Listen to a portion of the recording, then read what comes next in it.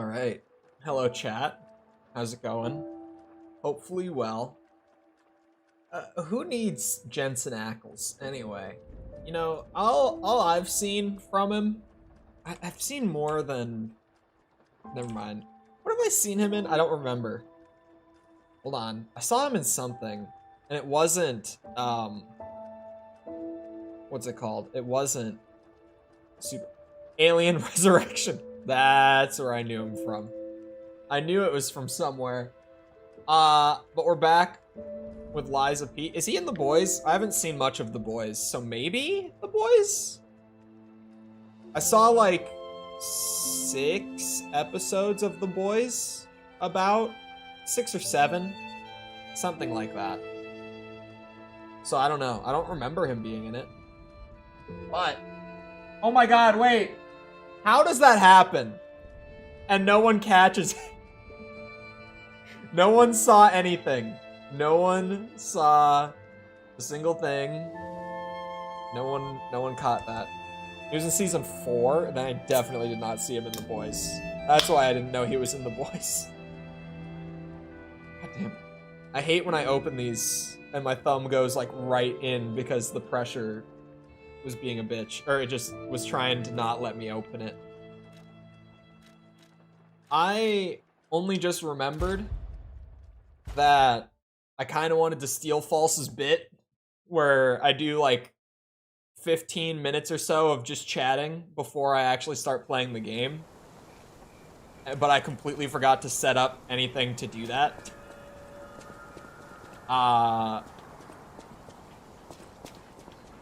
That's right. I was literally just getting into a whole new area. Rosa Isabel Street, the entertainment district. You might call it extravagant. Operas, operettas, street concerts, all running 24/7. Adelina Corday, the singer in the red dress. Oh, she was the most famous of them all. The legendary prima donna. Well, I'm not sure if she's still alive, so while the past tense makes sense, it's getting a little depressing. Thank you, Gemini. Hold on. What I need to keep in mind now going forward with PP is that gold coin tree. I don't fully understand why there's like a timed farming mechanic in this game, but like, you know, it's there, so it's whatever. I don't have any like quests or anything outstanding. Doesn't look like it. All right, I'm kind of just good to go then. What is this? The Witch's Tower and Princess, the final performance by Adelina, the greatest prima donna. Experience their passionate stories. Hello, Dream Master. How's it going? I think it's the 3rd now that I think about it. I haven't seen past the first half a season or so of The Boys. It's not that it was bad. It was just, I don't know. I think it's overrated. I think that it got hyped up to me too much. And then it was like, it was solid. And I just didn't stick with it.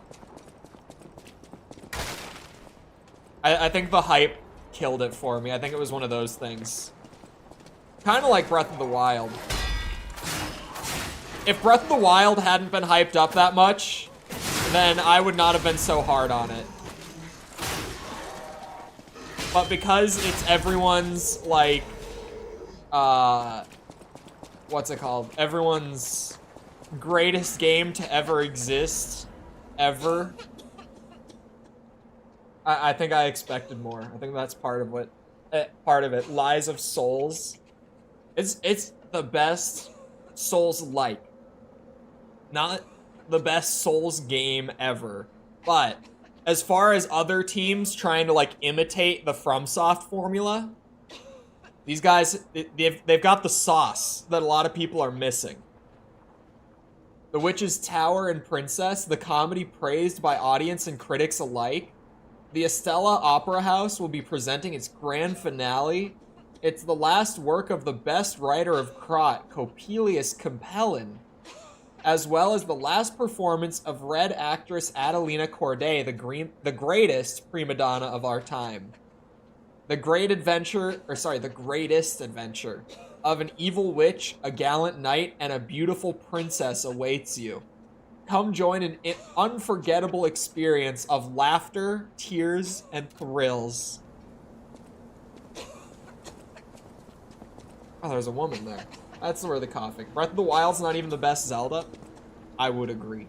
Who are you? Reminds me of Animal Crossing. Stalker friend. I was worried the puppets had come back. Oh yeah, I definitely know you. Demons. They won't give us a moment's peace. Even an elderly lady like me. They wouldn't even let the dead rest if they had the petrification disease. Drives a lady to drink, it does. Which reminds me, I could use a proper tipple. There's a wine called La Bleuie. When I was younger, they called it the Ruby of the Heavens. Mm-hmm. I'm sure there's still some left in the wine cellar at Lorenzini Arcade. Arcade? You're an enterprising lad. Bring it to me and I'll give you something nice in return.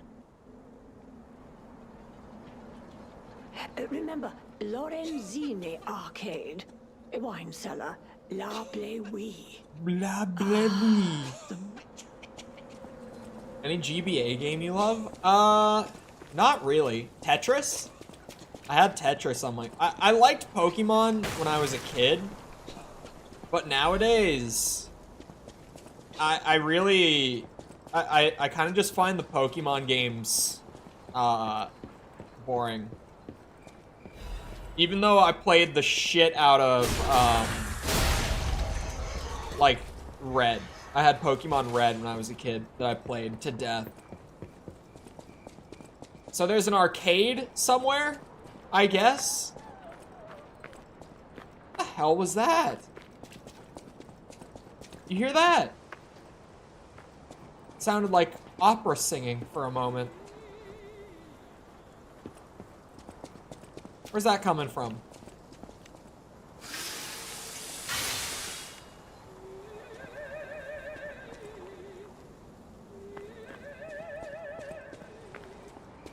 Alright. My freaking YouTube is all messed up. The freaking there. Man, any of you who were here for me doing side content during Cyberpunk yesterday, the amount of like text logs and stuff that I was trying to read, but each of them had like 5 F-bombs a piece, so I had to like substitute the F-bombs the whole time. It was painful. Because, you know, like, one here or there is fine for YouTube monetization. But, like, if I say it 5 times in the span of a minute, I'm gonna lose the monetization. That's too much for YouTube. I only have 2 crescent moonstones? I need, like, 4. God damn. Hello? Artist Doodle? Puppets are the most beautiful of beings. Even their human masters are incomplete beings in comparison. Creations more perfect than their creator, the creator who created them. Which would you praise more? Yikes. Don't tempt me with that game even more. Ah, she was gonna, ow! Ow! Where'd you pull that out of? She just had a second stick up her ass. The hell? YouTube's annoying with monetization. It's pretty alright. Outside of, like, copyright and the F-bomb specifically.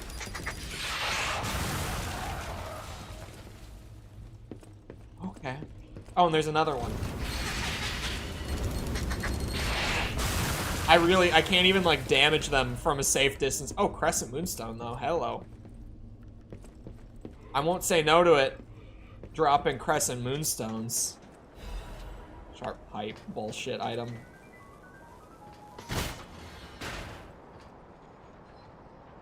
see. Oh, man.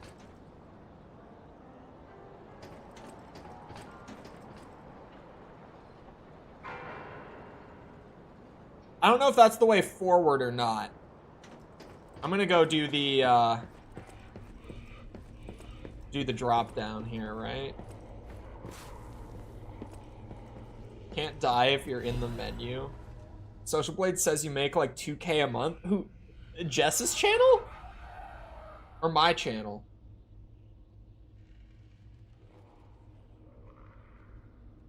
The Alchemist paved the way for Krat's golden age, and no one denies that fact. Oh, me. Okay. I was like, it says that Jess makes 2K a month, because I was gonna say, obviously, mine says I would be making like £3. Jess makes 5K a month. I wonder what it does say about Jess's channel. Hold on. Now I'm curious, because Social Blade's revenue estimates are always terrible. Because, like, the way that Social Blade does it is they literally just take, like, the lowest CPM that's, like, normal, which is, like, 25 cents, and the highest that's normal, which is, like, $4, and they just put the range between that going off of your views alone, and that's how they estimate revenue. 9 to 137 a year. Okay. If it said that she was making, like, 2,000 a month, that would have been crazy. Does it actually say that I make... It does say that I make 2K a month. Off of ad revenue alone? Absolutely not. Not even close. Unfortunately. But, you know, that's because I get limited every day. YouTube. That's why we have a Patreon now. Anyway. The Alchemist paved the way for Krat's golden age, and no one denies that fact. But what if instead of gold, they were to cause an unprecedented disaster? Being a reporter, I received a surprising message from an informant who was once an alchemist himself. It's about a stranger from across the ocean, an alchemist from the Far East who was once famous in Krat. He learned of the group's secrets and quit, and he now uses a different identity out of fear for his safety. The relic of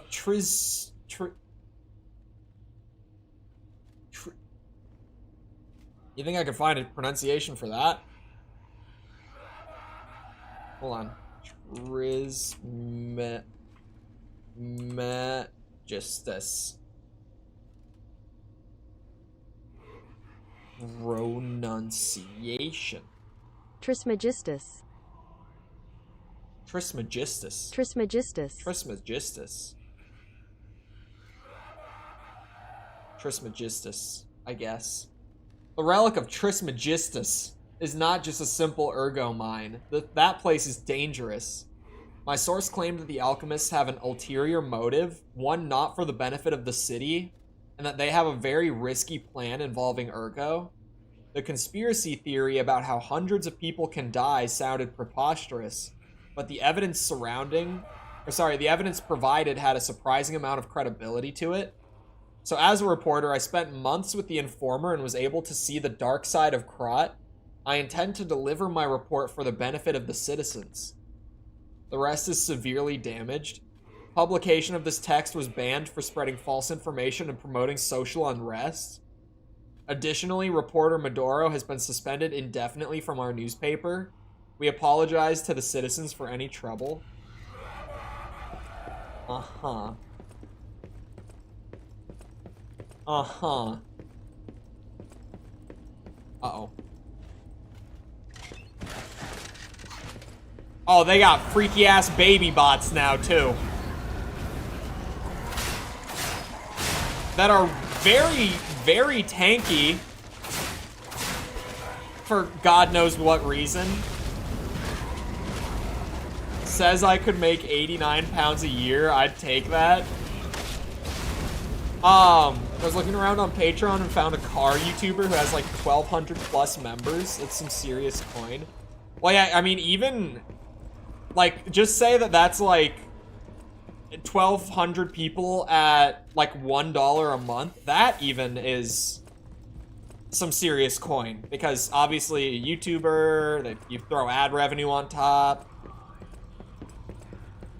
Yeah, Patreon has a lot of potential in that sort of sense, where it's like, if you really get a lot of people on it, I mean, I know that for a lot of creators who use it, it's like their main source of income. Don't look at my stats, it's horrendous now. I was just looking at how much they thought you would make per month.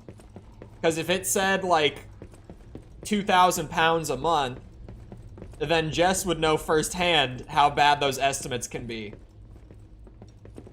Most people with a YouTube channel know how bad the Social Blade estimates are. They're really terrible. It's because of multiple reasons. Like, they only go off of ad revenue, and even then, like, if you're looking at the high end, the CPM that they use to estimate the high end is more than is realistic for, like, 99% of YouTube channels.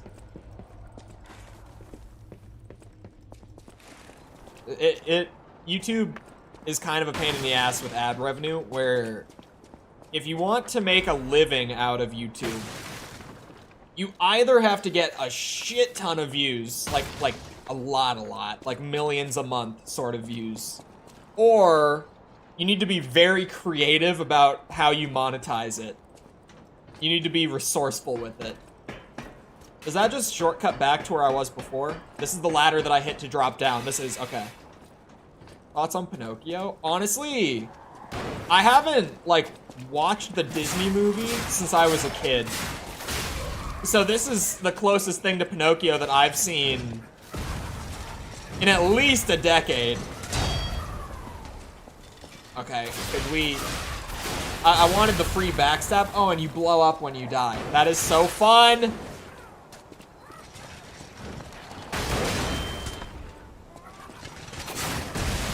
The Netflix version? I did not see the Netflix version. I heard about it. Oh my god.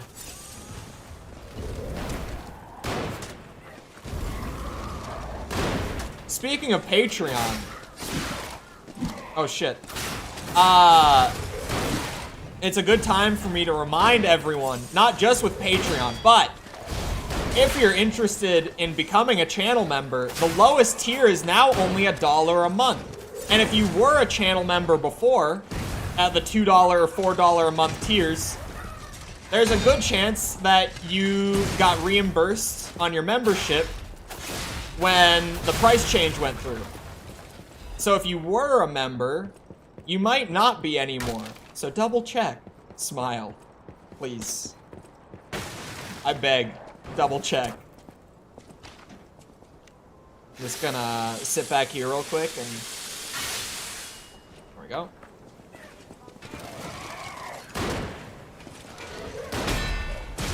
Ow, son of a bitch.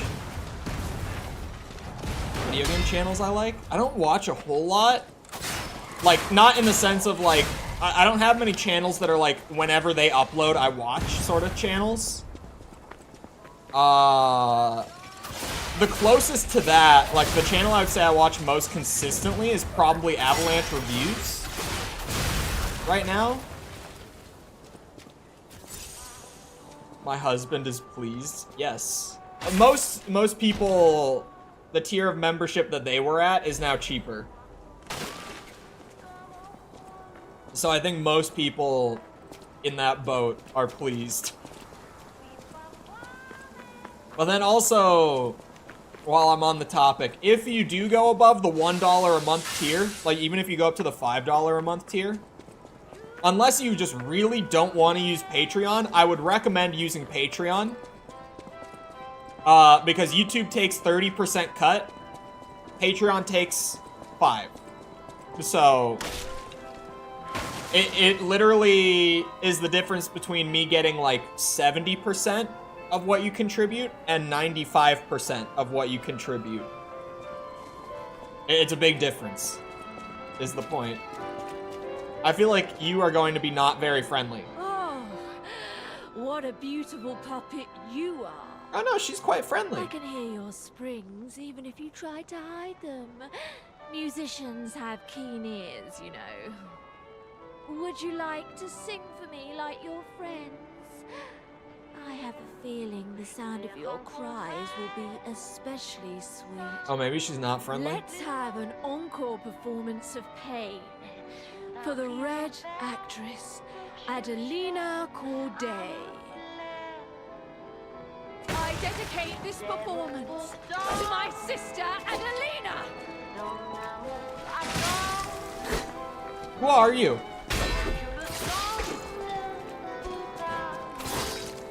Ow. Ow. Ow, ow.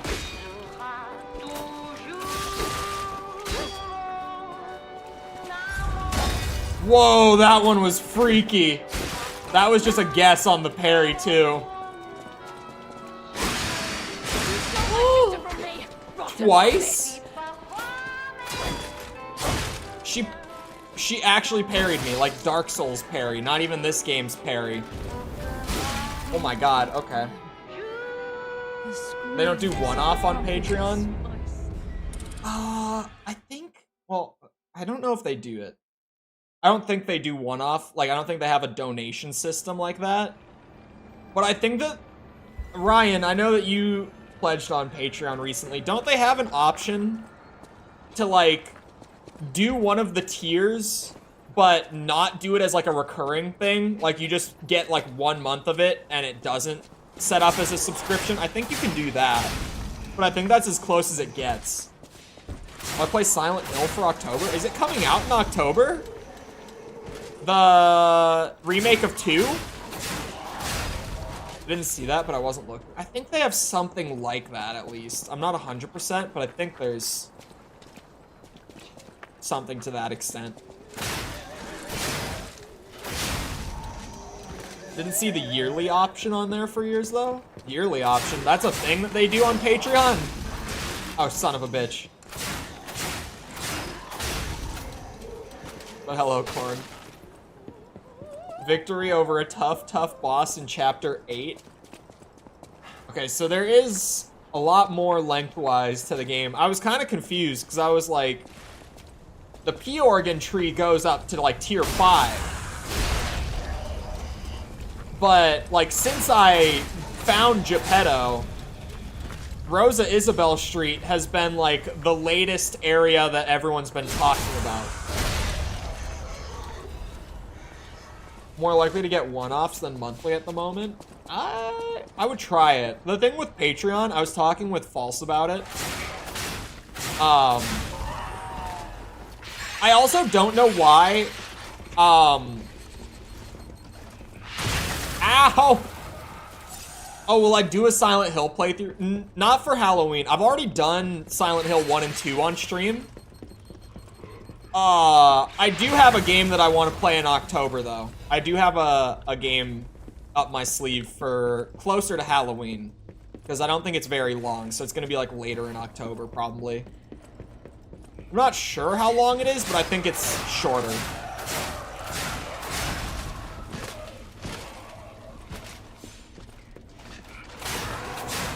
Like your membership roles and stuff like that. I don't know if you can automate it.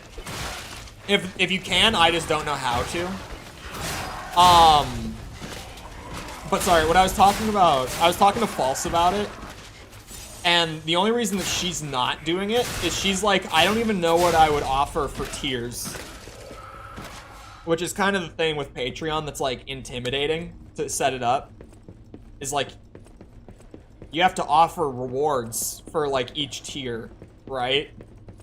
So everyone gets kind of overwhelmed and is like, But in general, actually, when it comes to the Patreon stuff, Devin Nash has a pretty good talk going over it on his channel.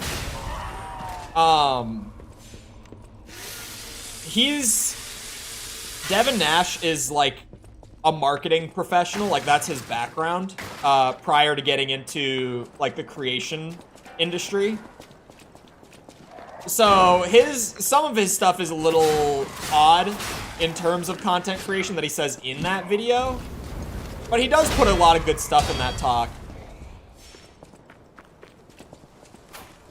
He's got a lot of a good insight because he's set up multiple Patreon like pages for other streamers before and stuff like that. So he's like pulling up like all these talents that he represents with his agency that he runs. And he's showing off like, this is one that I personally helped them set up. And they bring in like, you know, 4K a month off of Patreon. And I'm like, 4K a month? That's like 50K a year just off of Patreon. Like, only off of Patreon. What do you mean they make 4K a month on Patreon? Because, like, that's a lot. When you put it like that. Especially because Patreon is like a side platform that your main platform funnels into, right? Like, that's a lot for your Patreon to be bringing in. Is that my fourth? It's time.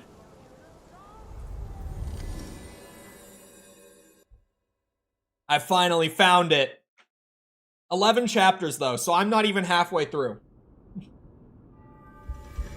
Because I was like, there's no way that it's only like 20 hours. Like 20 hours would be a fair length, but it's short for like a Souls game. So I was like, I mean, it could be 20 hours. And I wouldn't exactly be like upset about it, but it just would surprise me. You can create member-specific roles. They put a bot on your server to do it. Interesting. Oh, the tree. I've been forgetting about my tree. Hold on, where is it? I gotta find the door for it again. Is it up here? No, this is the door to Rosa Isabel Street. Where is my money tree? My tree that literally grows coins off of it. Oh, that's Geppetto's office. I'll find it. It's somewhere up here. Oh, that's right. It's in like this little secret passage. Haha! My money tree. Hyper researching. 3 gold coin fruits. Mm-hmm. Oh, my ergo thing isn't turned on. I forget every time. There you go. Stalker, please. If you pick some gold coin fruit for me, I'll give you a reward.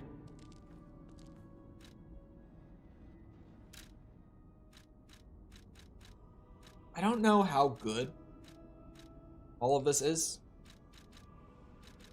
Did I already talk about the patch? No, was the patch like very significant? Because I didn't read through it either. Is it worth reading?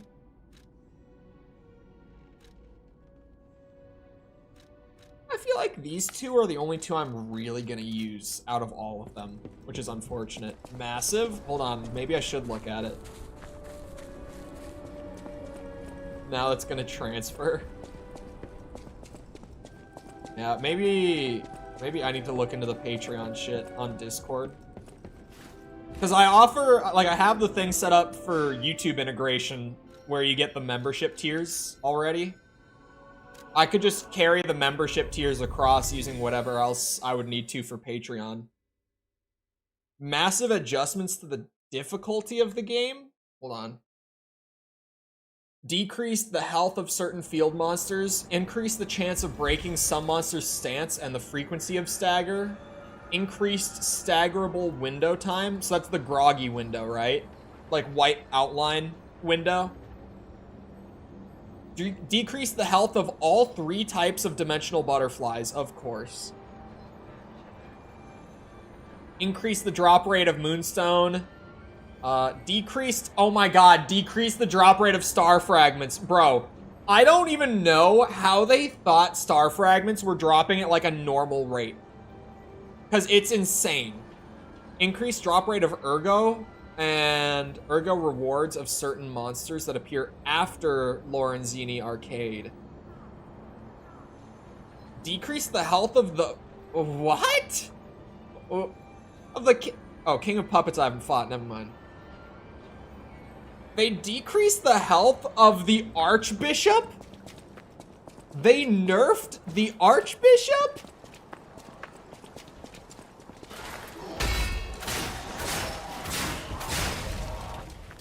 That was the easiest boss in the entire game. They cut weight in half on amulets? Wait, really? Oh my god, my equip burden is at 51% all of a sudden now that you say that. That is actually, I never equipped a third one. I did end up getting the thing, but I forgot to actually equip it. I want more damage on puppets. But yeah, even then, like I said, massive changes. Yeah, that's, thank God about the star fragment thing, because they, like, star fragments are useful for an average playthrough, but the fact that by the end of, like, playing the normal way, like, by the end of chapter 4, I had, like, 140 star fragments. Like, there was no need for them to be that heavily weighted in the drop pool. Unless you really think that players are dog shit at your game. Like, they clearly just thought that the bosses were a lot harder than they are. Because they thought that players were going to be spending, like, 20 to 30 attempts on each main boss with summons. They thought that that amount of star fragment drops was necessary. Which, to me, is insane. Do I have to parry it because it's a fury attack? I've been just running away from them. No, I guess you just dodge back, even though it lights up like a fury attack. I don't know, it's kind of weird. I don't know why they would light up red. Because it is like the fury attack outline. Man, the acid spear with the dagger handle is such a good combo. I can just sit here and stab away with a really good spear. With the moveset of, like, the lightest, quickest weapon in the game. Such a combo.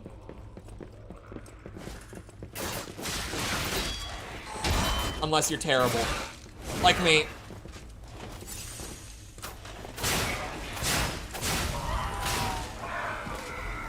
Sawtooth wheel.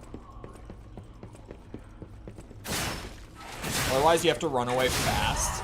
Yeah, they kind of just follow you until you're close enough, and then they'll dash in. If you just backdash when they dash in for the explosion, most of the time I get away from it doing that.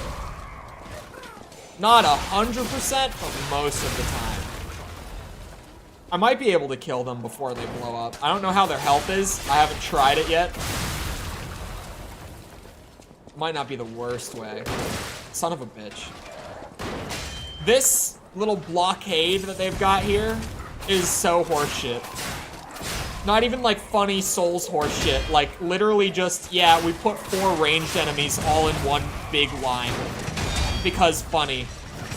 Oh my god.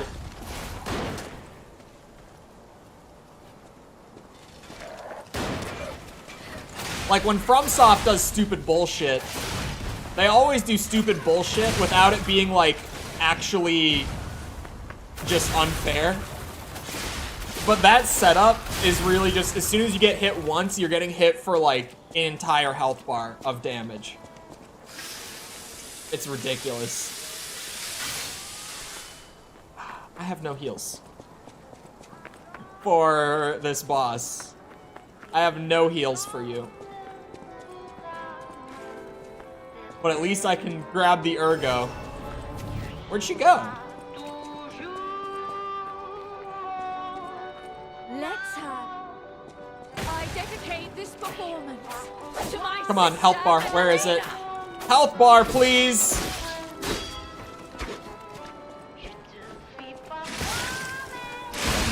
Oh, I can't even do the stab and like massive backdash move because she just hits me first.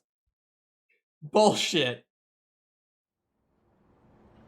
My like actual attack Fable art just pretty much bounces off of her.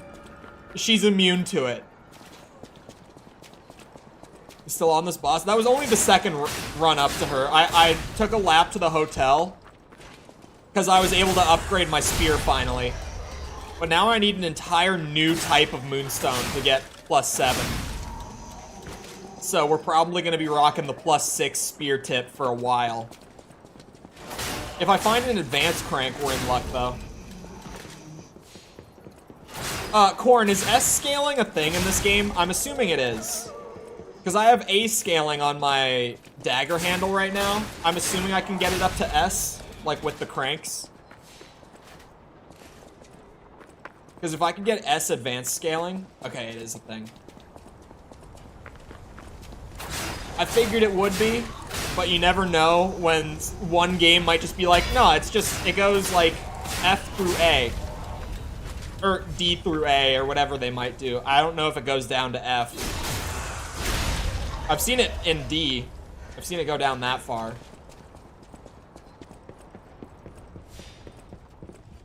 Okay, I'm gonna kill you. And then let's try this. Oh man, you have to kill them really fast if you run up to them. Maybe heavies will work? Oh yeah, heavies work. Okay, I can run up to them and do heavies. This is normally just such an R1 spam weapon. Honestly, heavy spam with this thing is not bad either. It's not like a night and day. Okay, well now... Okay, it might just be this area. I'm not sure if it's just the enemies that are here. But now I feel like the moonstone drop rate is absurd. I feel like it's dropping so much that the upgrades are pretty much going to be free. Because I went from, like, you know, working through the entire game up to this point, getting, like, 8 Crescent Moonstone total, to... I've gotten, like, 5 in the last 30 minutes. Beat a playthrough? No. I'm still on my first run. That guy in the back scares me. I know what he's capable of. He's got bombs. Oh, welcome back, Rick. Stab away. Nice and easy. That blockade is so dog shit. How do I even want to get through it? Is the question. I know I don't have to. But I feel like if I can crack the code here. Oh my god. Oh my god.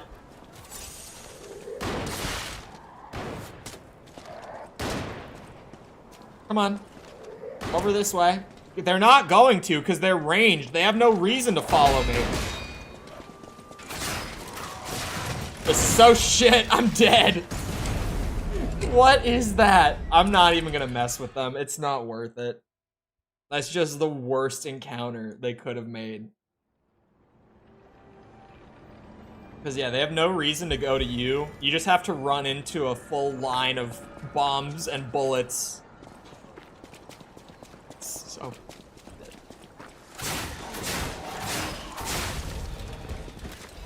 Not your typical Souls bullshit. Like actual bullshit. There's a difference.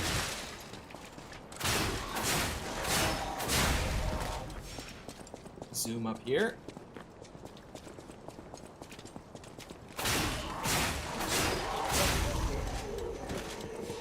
I have to, speaking of like all the Patreon stuff, now Jess has me really like, since apparently there's cool stuff that I didn't, and what, wait, Ryan, are you still here? Ryan said something about yearly subscriptions. How do I get yearly subscriptions available on Patreon? Because that would be crazy. I don't know. I guess it's good to have the option available. Would that just be paying like a full year of patronage in one go and not getting billed until the next year? So I feel like that's just... I wouldn't... Like, if it was that was the only option, I would never do that. But I guess if it's just there, like, as an option, then sure? Because some people might want it? I don't know. It seems like a weird thing for me. But I need to figure out what the funding goal is gonna be for, like, that bonus AC episode, or however many I might do it. I don't know how I'm gonna even split that up yet. But with me doing the streams where I'm just, like, playing the old games again, and, like, actually doing all the 100% stuff for them, you can offer people the option of yearly payments. I never saw that while I was setting it up. I'll go and see where that is, because, like I said, if it's just an option, then I might as well. Oh, you have to have, like, an established payment history. Okay. So that's why, then. Is just because it's a new page with no payment history. What I learned about Patreon this week that I never knew is that they work on a withdraw when you want system. Which I would never have thought, because that's so not standard for content creation industry. Like, normally every single platform has a certain date of every month that's like, on this day, we pay out. Or, like, YouTube has, like, a 5-day window, for example, where they're, like, between the 21st and the 26th of every month, YouTube pays out. But Patreon is literally, like, whenever someone becomes a patron, the money goes into your balance. Once there's money in your balance, withdraw it whenever you want. You can set up, like, a monthly auto withdraw. You can set up, like, a weekly auto withdraw. I was just like, what? They have it set so you can just take it whenever? It's so weird, just because it's so not normal. I did see something about, people were saying that they had said it. I didn't see the actual, like, thing where they said it, but I saw people talking about Elden Ring DLC is apparently coming soon. For one reason or another, people are saying it. Has to have been going for 3 months, and you have to offer upfront billing or subscription billing. I offer both upfront and subscription. I had those options available. To my sister, Adelina! But yeah, I need to figure out what the goal is. I also need to figure out why my, like, total amount per month isn't public. Because I kind of like the transparency being there. Because you go to most people's Patreon, and it just straight up says, like, how much money per month it brings in. And I don't know why mine doesn't say that. I wonder if it's a similar thing where you just have to have a large enough page. She really just sat there and let me do that.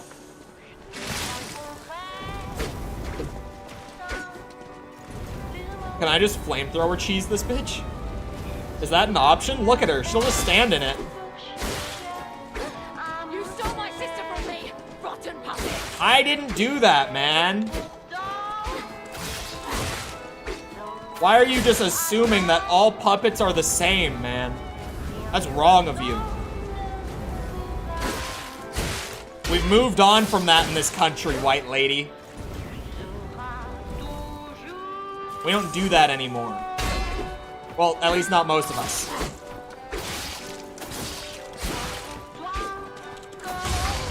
JonTron still does it.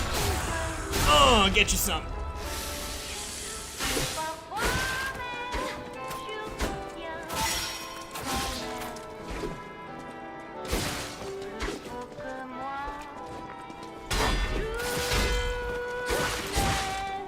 My god, wait, sometimes she just goes like 3 times in a row.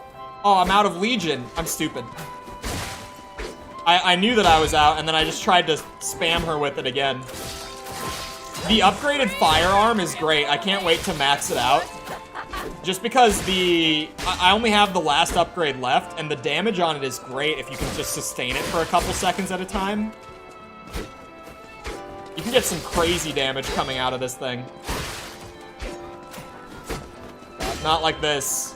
Not like this! Oh! Ah! The screams of the puppets.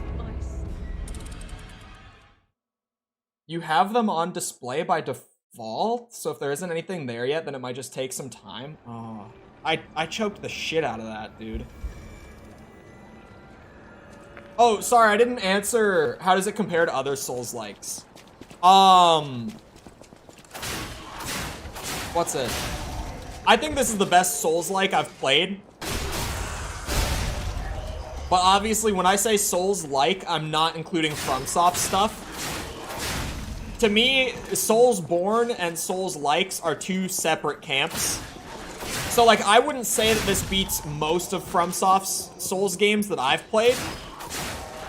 But, like, for being essentially like a fan's attempt of recreating that formula, it's the best as far as that goes that I've played. But to be fair, I just haven't played many good Souls-likes. I would say other than this, like, the best Souls-like to me is Hollow Knight, but even then, Hollow Knight is such a loose adaptation of those systems and mechanics that they've pulled over from Souls. Like, Hollow Knight's very Souls-like in, like, systems and, like, design philosophy and all that, but not in its actual moment-to-moment gameplay, if that makes sense. So I wouldn't really lump it in to, like, this kind of Souls-like category. I would play this over Dark Souls 1. I don't think I would replay this over replaying Dark Souls 1, like, once I'm done. Alright, bitch.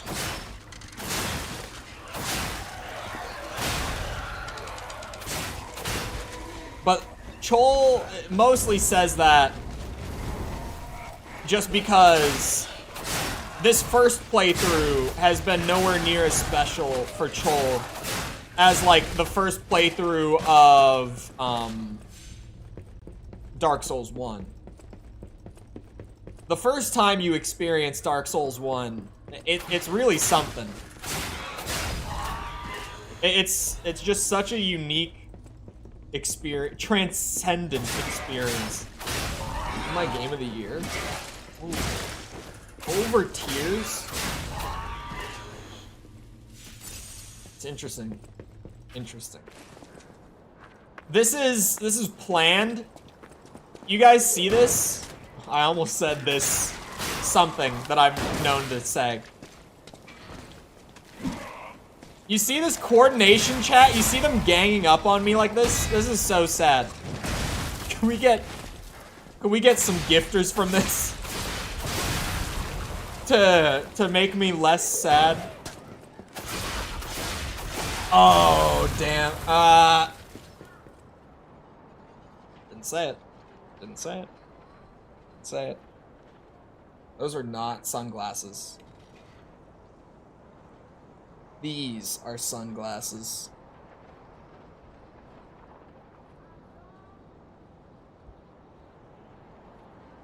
What other ones do we have? I think that you guys just ran the whole gauntlet. Unless Chole's forgetting about one redeem. Oh, shit. I'm not gonna say that. I mean, Chole's not gonna say that. Chole means Chole's not gonna say that. Ah.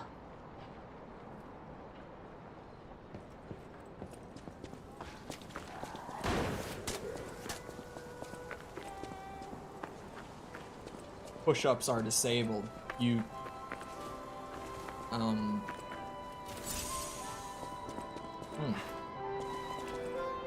Chole is now realizing that all of his insults include curse words. Let's have it. All of the good ones, anyway. This performance to my sister, Adelina. Your sister was probably mid. She can't have been that great of a performer. I think everyone just overrated her.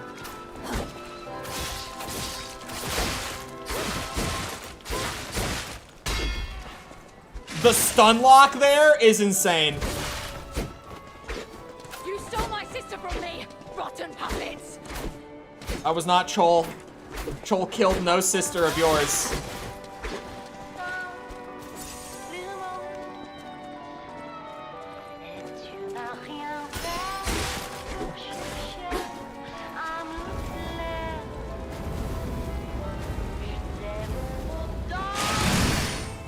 Oh, why?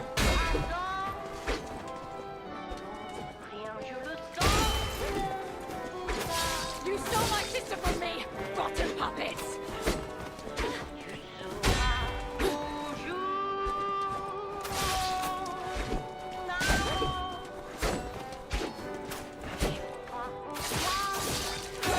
Chole's focus mode.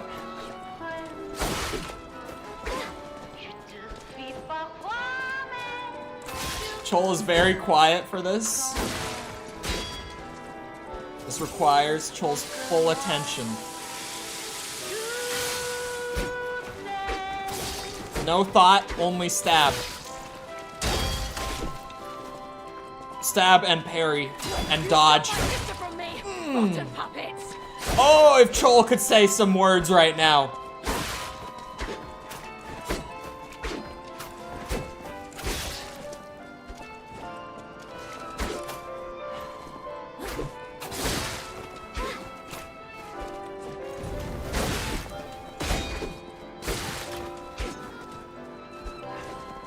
Scream the requiem for me, if you would.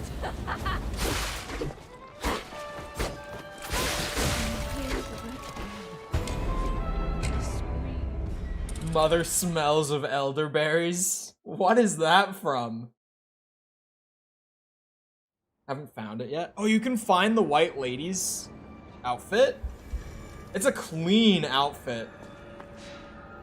Some ye old English insults. Was Chole? Oh, the cube. Monty Python. Which one? Holy Grail? Has Chole just not seen it in a long time? Chole hasn't seen it in a long time, actually. It's been a lot of years.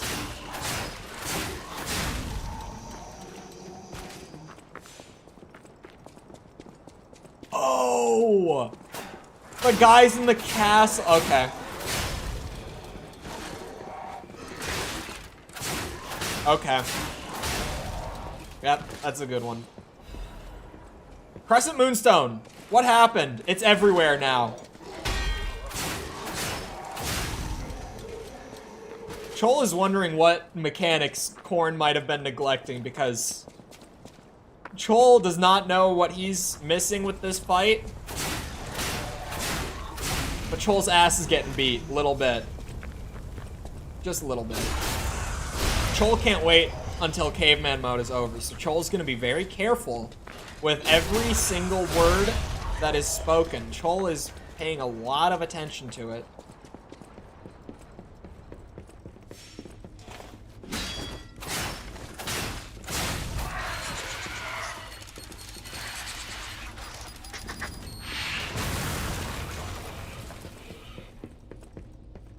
We have to fight her. It's her and her dead sister. That's what I thought. That's what I thought.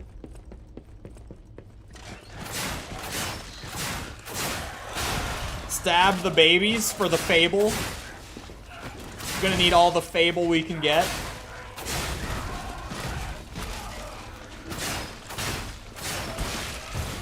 Ow.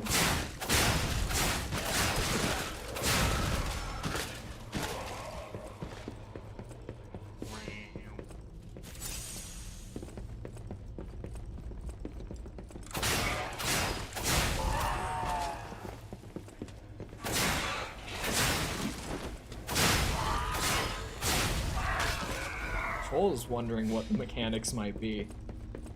Are there just combat mechanics that were taught early on that Chole completely forgot due to the passage of time?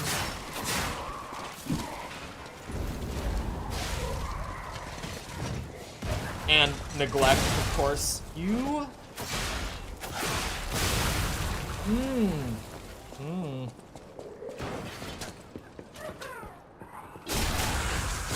That's what I thought. That's what Chole thought. See, some of these lines are just so, like, baked in.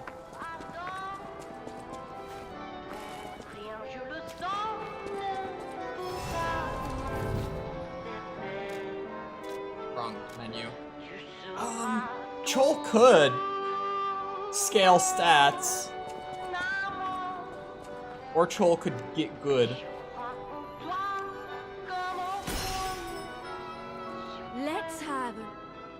I dedicate this performance to my sister Adelina. Chole forgot to repair his weapon before starting this.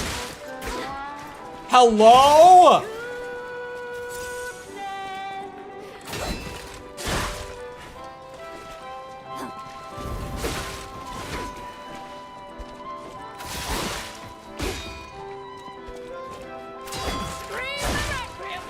Okay, you just parry my shit.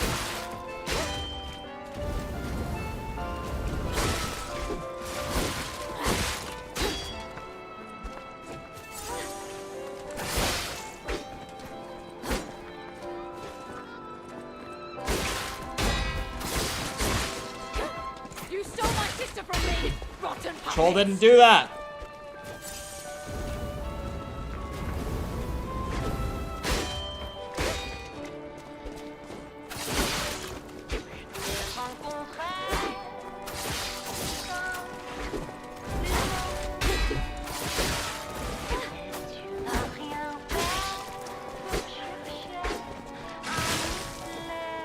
Come here.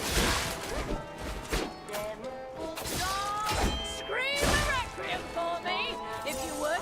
You know what? Come here. Come here. Stop rotating.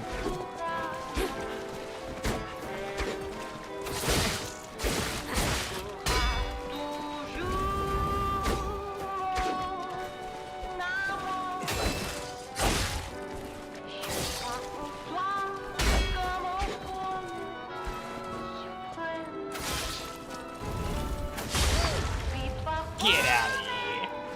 Get out of here. Caveman is not still going. Jesus. Nice half sword. Imagine.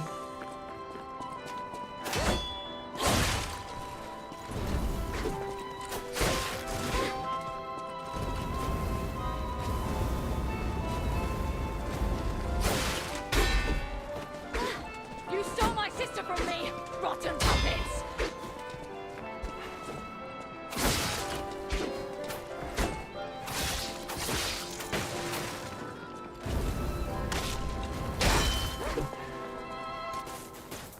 Uh-oh.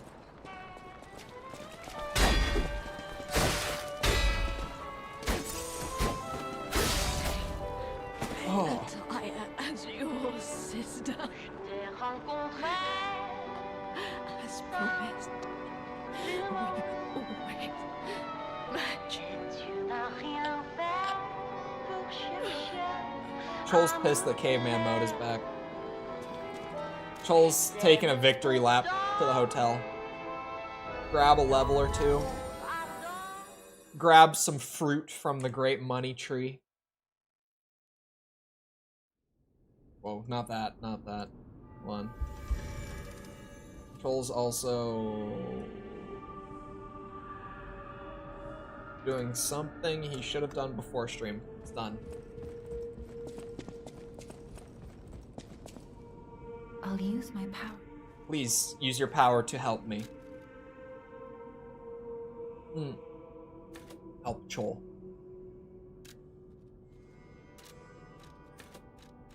Yeah. Going to 30. Just walk around her and backstab. There was, when Chole was doing the big gank boss, the great gank boss, Chole was doing that a lot.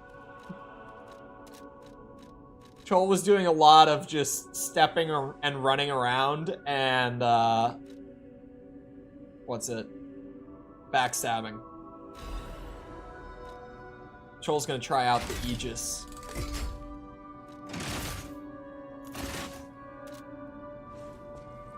Chole's gotta try out the Aegis.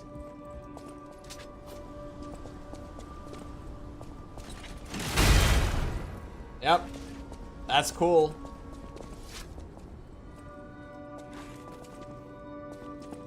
Is he doing the gang fight? The gang fight was great. It was probably my favorite fight in the game so far.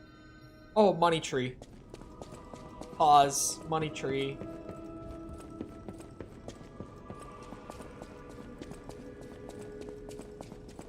Chole doesn't know if he's gonna stick with the shield arm, though. Only because the flamethrower arm is just so good for, like, chip damage. And the Aegis arm seems like it can deal a little bit back while, like, being a good defensive tool, but the scaling is just not right for Chole. The scaling doesn't quite work for this build.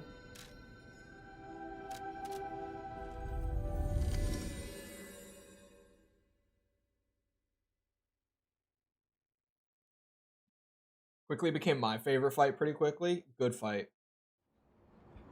It is just a good fight. Huh. Fully upgraded puppet string. The puppet string did look really fun when Chole was checking out like all the possible upgrades. Chole thought about puppet string upgrades, but wanted to go with one of the advanced scaling arms, just to do crazy fun elemental stuff. The elemental, or sorry, not the elemental. The lightning arm is probably the next one that Chole will upgrade, like once the fire one is maxed, just for sake of variety. The lightning one also seems like it's a lot of fun with all the upgrades on it.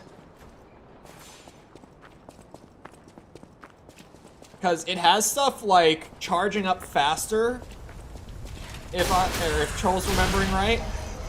Caught that one in time. It's got stuff like that. It's got like little sparks of it that will go off of the arm and hit the enemies. Like as you're charging it up, it'll deal a little bit of damage during the windup as well. The lightning arm seems pretty solid with upgrades. Okay, maybe the shield arm is the best arm in the game. Oh, too late. Okay. It has to, like, fully deploy for it to work like that.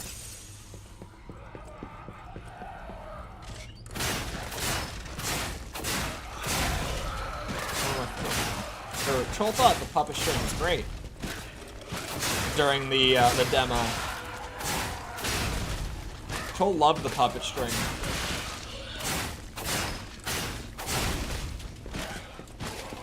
The arm upgrades definitely do bring a good bit.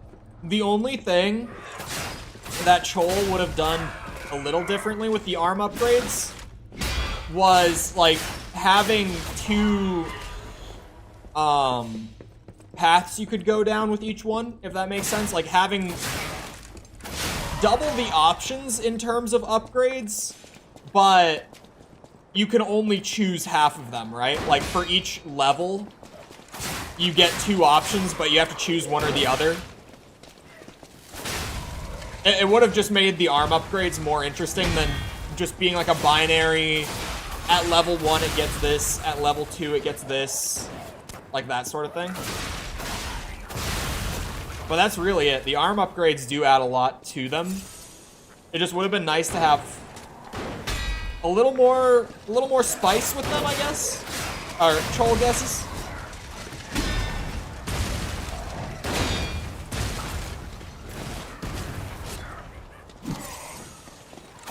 Chole guesses.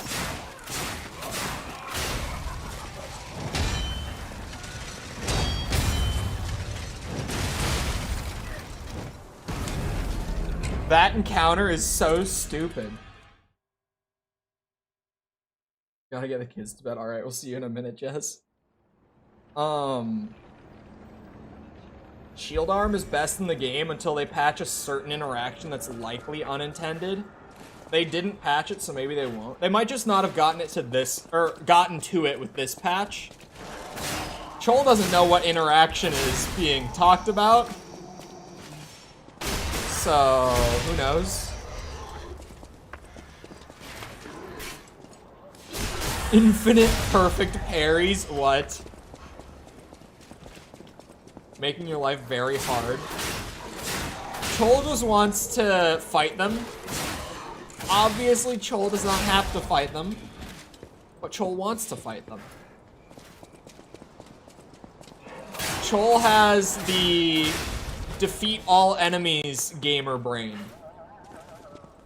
No enemy left alive after Chole moves through an area kind of brain. It's what drove everyone nuts when I was playing Elden Ring, or when Chole was playing Elden Ring.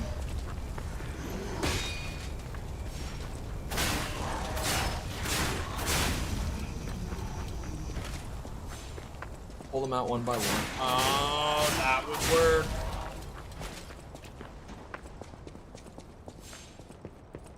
That would work. Now you got Chole thinking a little bit.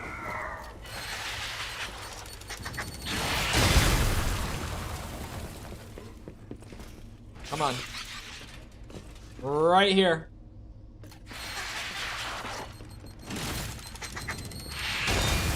Jesus. Even takes out himself when game is finished. What? Hey. Welcome back, police.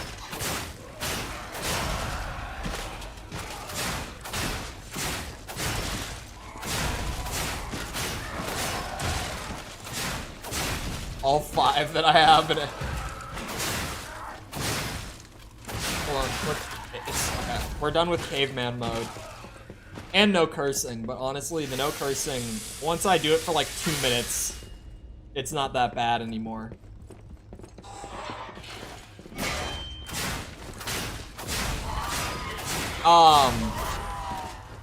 Yeah, I really, like, I have that urge to clear out every enemy of an area every time I run through it. In every Souls game, I have that urge. It's consistent throughout all the Souls games, even Elden Ring. Elden Ring, eventually, I kind of got out of it, but it's less like when I'm going through the open world, I do it in Elden Ring, and it's more like once I'm in an area, I have to do it. Like once I'm at a certain ruin or like dungeon, legacy dungeon, like that's when I end up doing it. Not just while riding through the open world anymore, like it was at the beginning.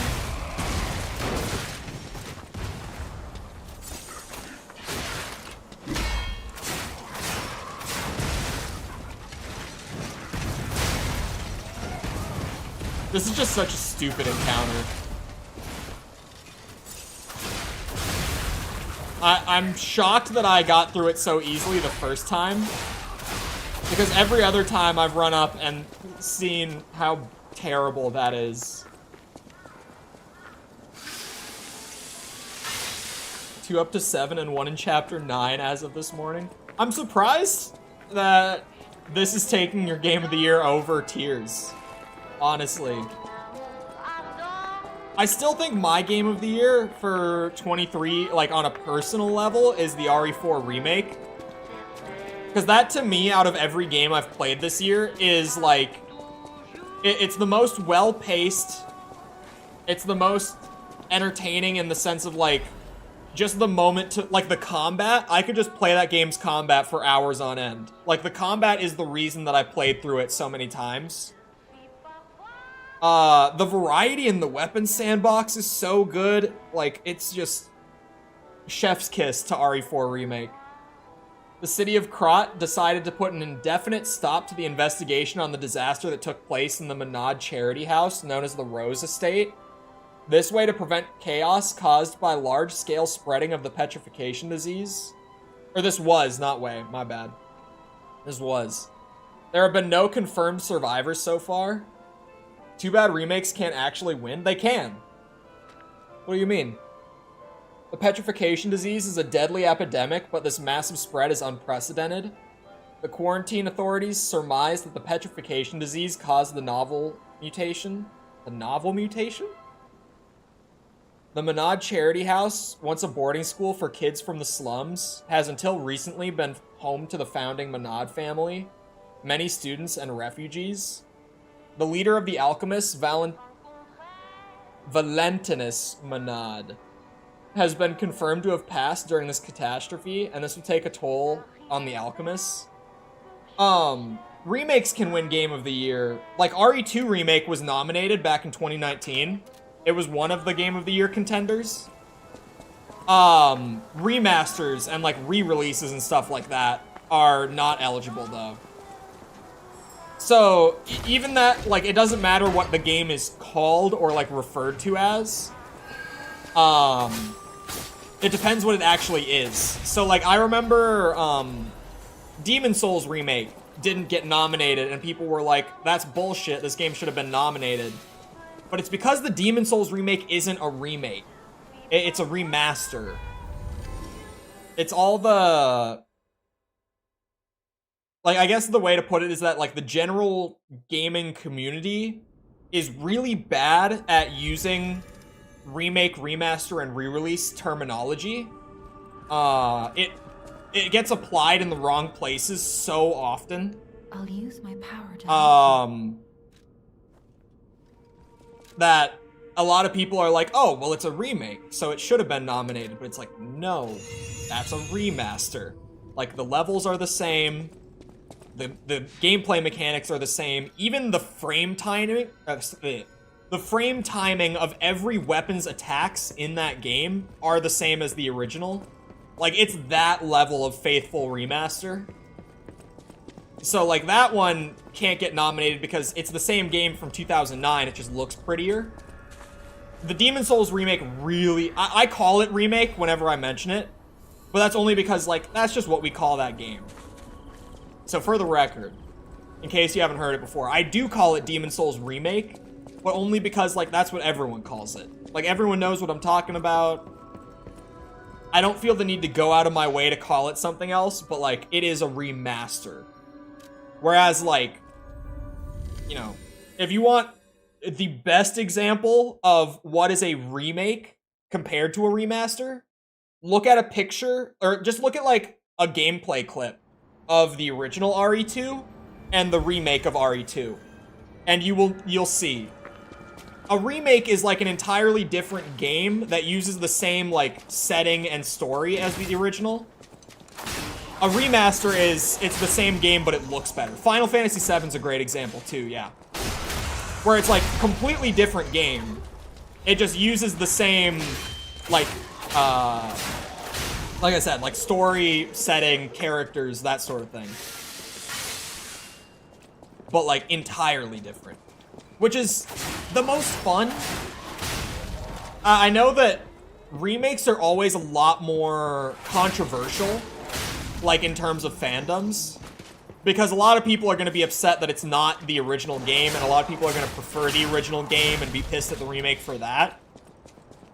But, like, for me, it was something like Resident Evil 2. It's not the case. But say if I did enjoy the original Resident Evil 2 more than the remake, like, I pretty much just have two different versions of the same game that are both, like, good at certain things in their own respects.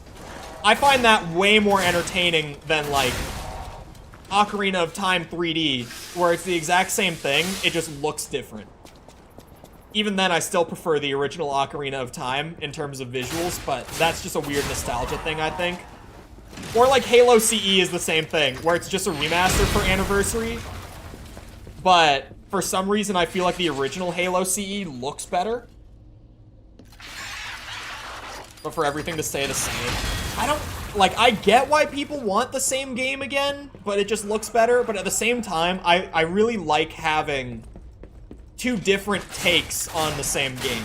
You know what I mean? Because, like, I still actively replay the original Resident Evil 2 and the remake. It just... I'll replay one or the other for very different reasons.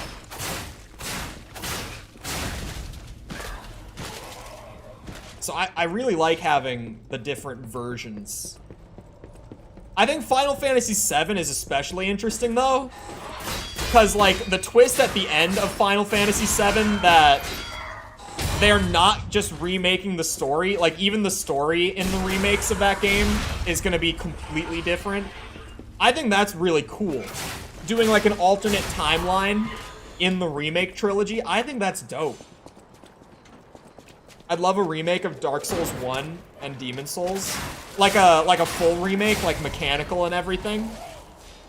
I think there's a lot of room for it. For me, I think a lot of why I love Demon Souls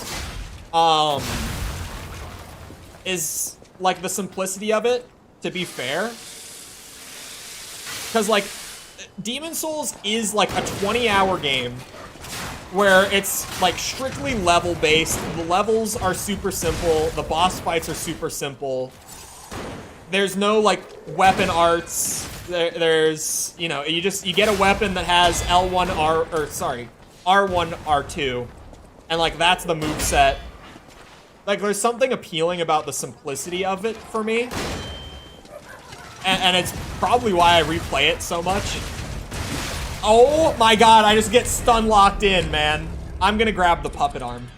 I'm doing it.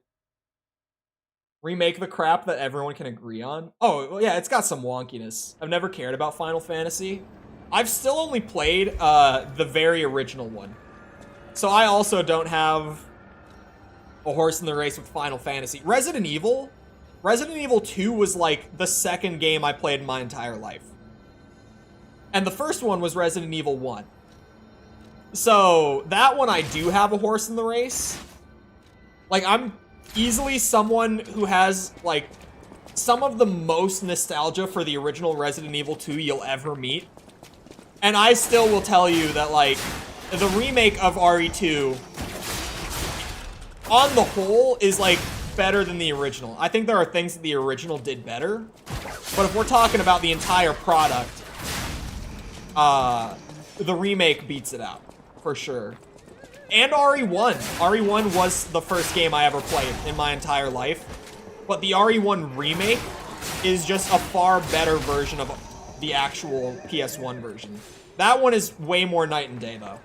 I don't think there are any people that really will argue the RE1 debate. I think it's pretty unanimous that RE1's remake is better than the original. But with 2 and 3, there's a lot of debate. Especially 3. My real hot take is that the RE3 remake is my preferred version of that game. That's my really spicy one.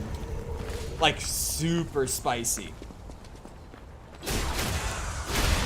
Never played the one online. The MMO ones don't appeal to me whatsoever. Scarier than games with good graphics? I think RE2 is a really good example against it. But in general, there's definitely something... Well, okay. I don't think it's necessarily down to the graphics. I think horror games nowadays are just kind of shit. I think horror games in the modern gaming industry have kind of lost the plot. And by kind of, I mean completely. There are exceptions that come out here and there. Like, Alien Isolation is fantastic. Just a really damn good game. That I always recommend Alien Isolation to anyone who has enjoyed the Alien movies. Because it's fantastic. And it's a horror game that still feels like you're playing a game. Which is kind of the big thing that modern horror games get away from, is they're all like, oh, but it's so much scarier if you can't fight back. Like, you can only run and hide. No, it's not. It's just there's less to do in the game. It doesn't become any more scary if I can't actively fight something. I have not gotten to Signalis. I really want to try it. It's been on my list for a while. I also haven't gotten to Alice, or sorry, not Alice, Alyssa yet. Alyssa is one that I've wanted to play for a long time. That's been on the list, but I haven't gotten to it. God damn it. There it is. And all of a sudden, the puppet string is back to being an A-tier arm at the very least. Maybe S-tier, just for this alone. Come on. There we go. He actually came out that time. Just for this area, puppet string is goated again.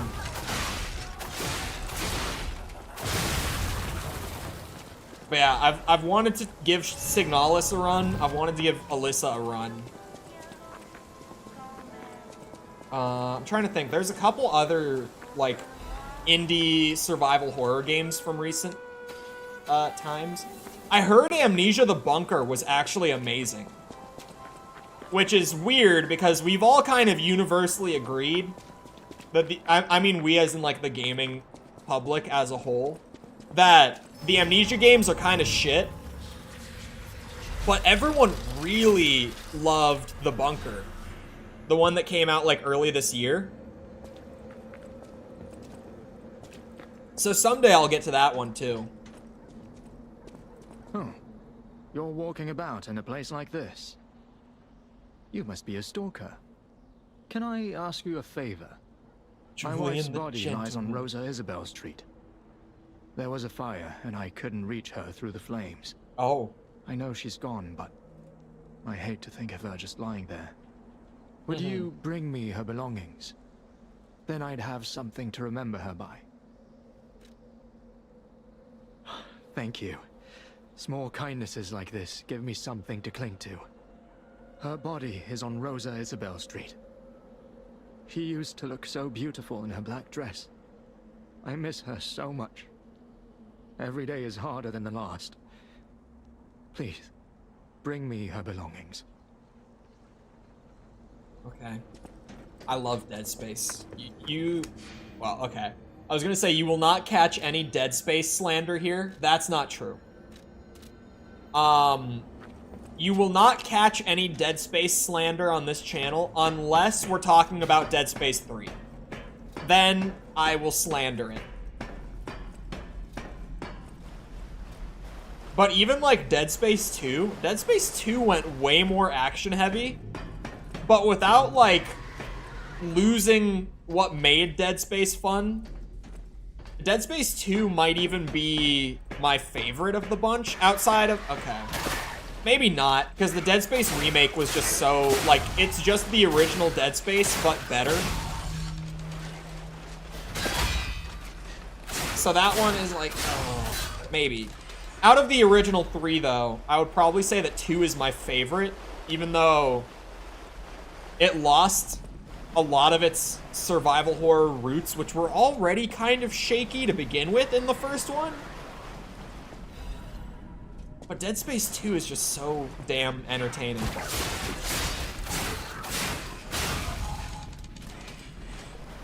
Go down the hole for goodies, this hole? That's one deep hole with an enemy at the bottom of it.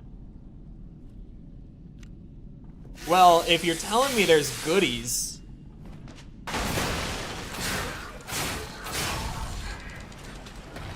My favorite RE was 5 before remakes.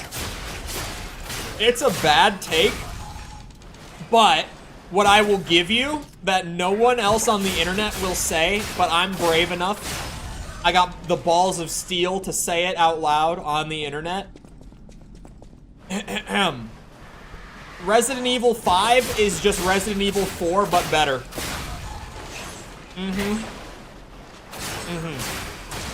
I don't even need to elaborate. I will not elaborate. I said what I said. Not the remake. The RE4 remake really brought RE4 to a higher level of respect for me, but if we're comparing the OG RE4 to RE5, it's just the same, like, core mechanics, but they just polished them all up. It has a way better paced campaign. It has a way better weapon sandbox. It is kind of bullshit at the end when they start shooting at you, but, like, RE4 had its own problems that I could dig into. I mean, the entire last portion of the original RE4 was just dog shit. Like, the entire island segment prior to the remake was, like, unbearable. The remake actually made the island good, which was one of the biggest surprises from me. Chris punching a rock, beating the ever-living fuck out of a boulder. It's worth it for that one. I never miss a boulder punch joke. It's worth one of my F-bombs for the day just to make a boulder punch joke. Absolutely.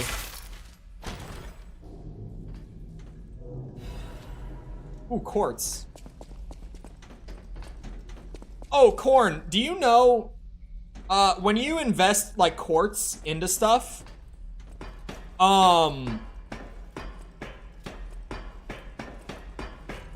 when you invest quartz, does it, like, wait until you have all of them invested into that slot before, like, the sub bonuses activate? Or, like, do the smaller bonuses just get given to you right away? And you don't get the big one until you've got, like, all two or all three. All two. You know what I mean. Until you've got all of them for that slot. Because that one I'm not sure about. At first, I thought you'd get the smaller bonuses as you slotted them in. But the other bonuses are so small that I honestly, like, I don't even know if I can measure it without actually, like, you know, writing down numbers or anything like that just to see.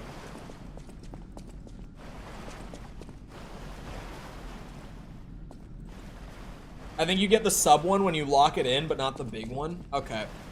Because, yeah, like I said, the small ones are so small that unless I was really actively looking for it and doing like a before and after test, I just wouldn't know.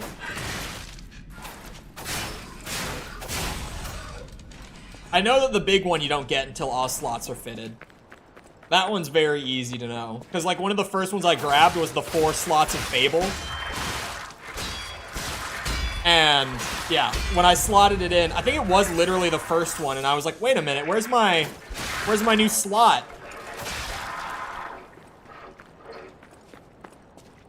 Okay.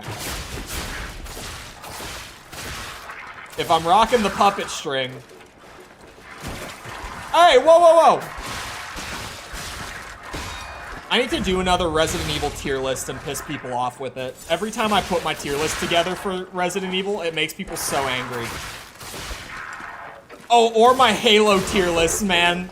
Those are the ones that make people really angry on the internet. When I do a tier list of the Halo games, people go batshit. I feel like with those games, I just have the weirdest opinions on them because I've played them, like, actively throughout my entire life. So once you're past the point of like 10 playthroughs on a game, you start to see like every tiny fine detail of it rather than just like the broad strokes sort of stuff. So I'm like going way deep into thought on those.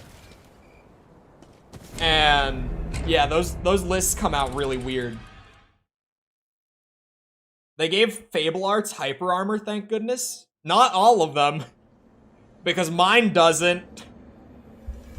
My dagger, like stab and jump away one, does not have hyper armor. When I was fighting the white lady, I got hit out of it like every time because her stabs were so quick. I didn't land it on her once because she would just stun me out of it.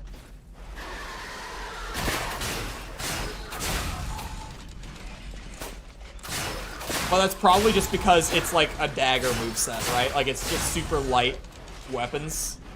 Probably don't have it. Oh, on Pip 3. Okay. I did get the patch before playing. That would make sense if it's only on 3 slots and above.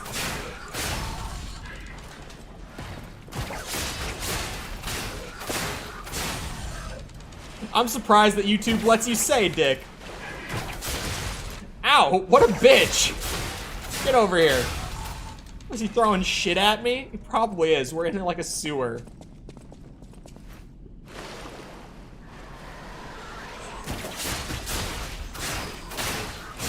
So all of a sudden, chat can call each other dick, and I can't drop the F-bomb more than 3 times a stream. I see how it is, Musan. Did you guys actually see? This is probably something that, like, no one saw.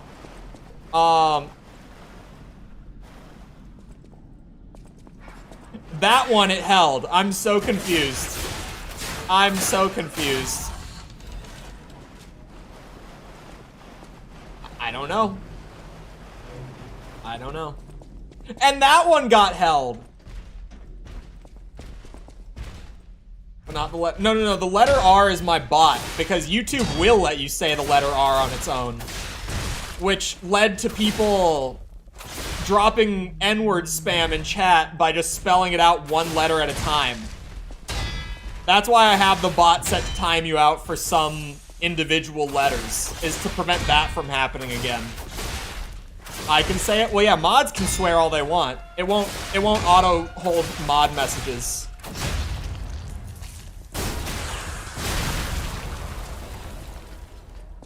Mods are free to say whatever until I ban them.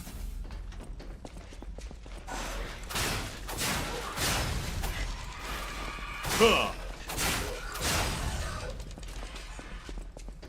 Richard Coxworth. That's fine. Coxworth is fine. But yeah, they did, they just updated the advertising guidelines, yesterday on YouTube. For those that didn't hear, they did. It was like a small update. It's one that doesn't affect me whatsoever, but it was a small update. I didn't even really pay attention to it. I was watching like the breakdown from YouTube about it. And it doesn't pertain to my channel at all. It's about like certain controversial topics, and I can't remember. Some of them were like, oh, this is okay to talk about now. And some of them were like, this is no longer okay to talk about. But none of those topics are anything that I ever talk about. So, doesn't matter to me. I kind of tuned out a little bit. I watched the video though. I didn't retain the info. Good thing I'm a mod. Everyone in this chat gets banned. It's just a matter of time. Eventually, one day, you'll all be banned.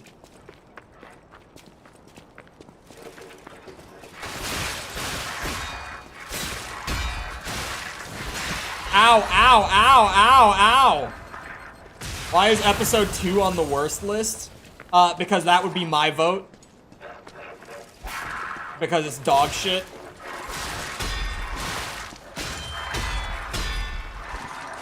I would watch The Room over Attack of the Clones, unironically. At least The Room is funny bad.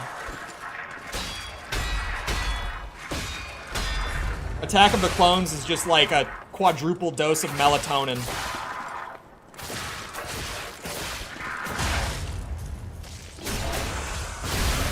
This is outrageous.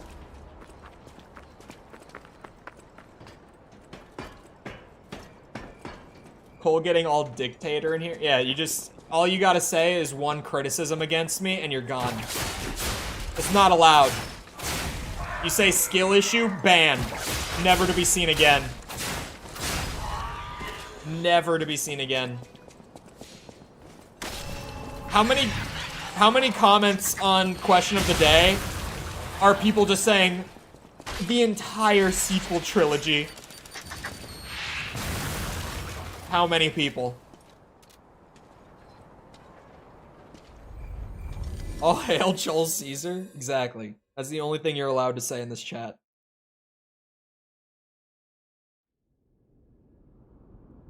This is outrageous. It's unfair. See, that's at least a quote from I'll use my power.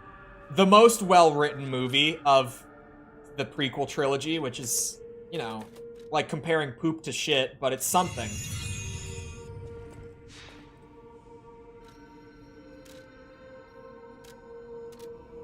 Counts for something.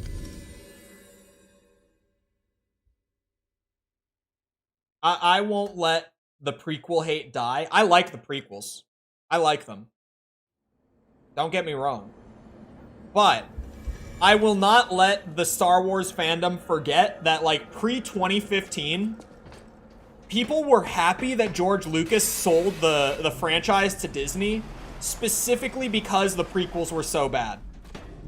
Like, the entire narrative flipped the instant that Episode 7 came out, and all of a sudden everyone actually really liked the prequels and they were underrated and never appreciated for what they were.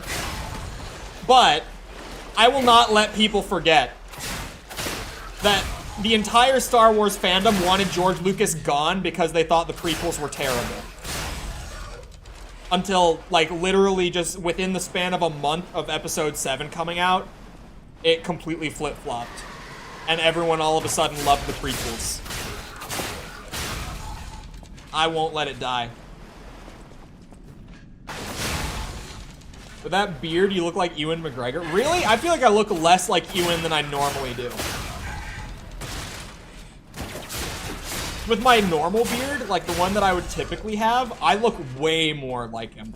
Like, the amount of people who would come into chat for the first time and be like, oh my god, it's Obi-Wan Kenobi. It was ridiculous. Because my hair and beard, like, normally is literally just, like, Obi-Wan Kenobi from Episode 3. Really gonna forget the Pad Mussy? I'm sorry. We're not bringing Pad Mussy back. You can't revive this. It died long ago. We are not reviving the Pad Mussy shit.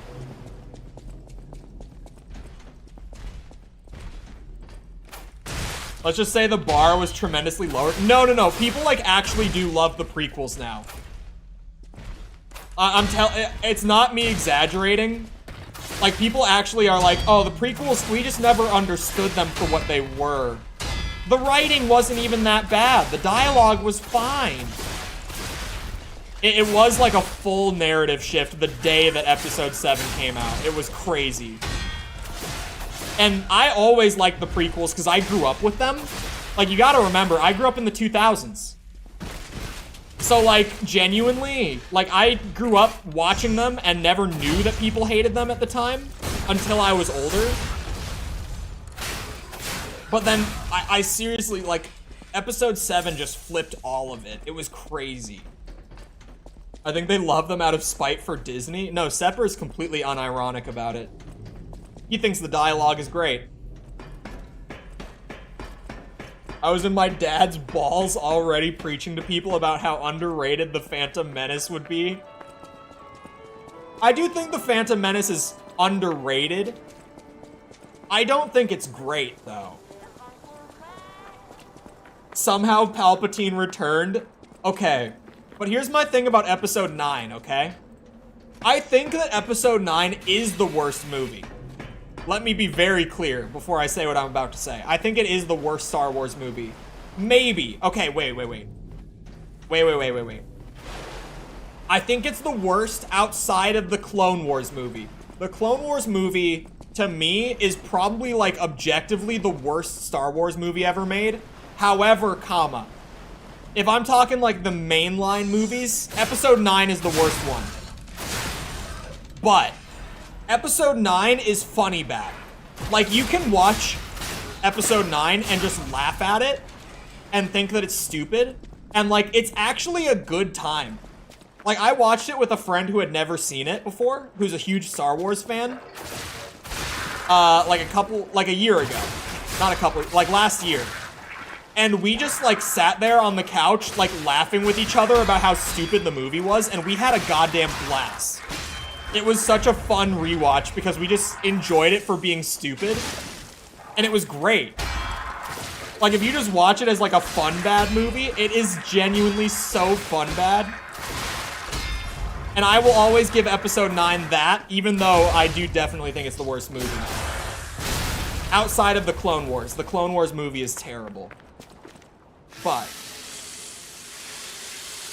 Episode 2, 8, and 9 aren't great. I think, okay, every time that I rewatch 8, it grows on me a tiny bit. I'm starting to come around. I wouldn't say it's a good movie, but, like, Every time it gets a little less bad. It's more the way to put it. Episode 9 is like The Room. Yeah. Like, it's terrible, but in a way that's really entertaining to watch. That's episode 9 for me. I genuinely, like, it's so fun to watch that movie because it's just so goddamn stupid. But hello, Mudasir? Hopefully I'm saying that right. One or the other.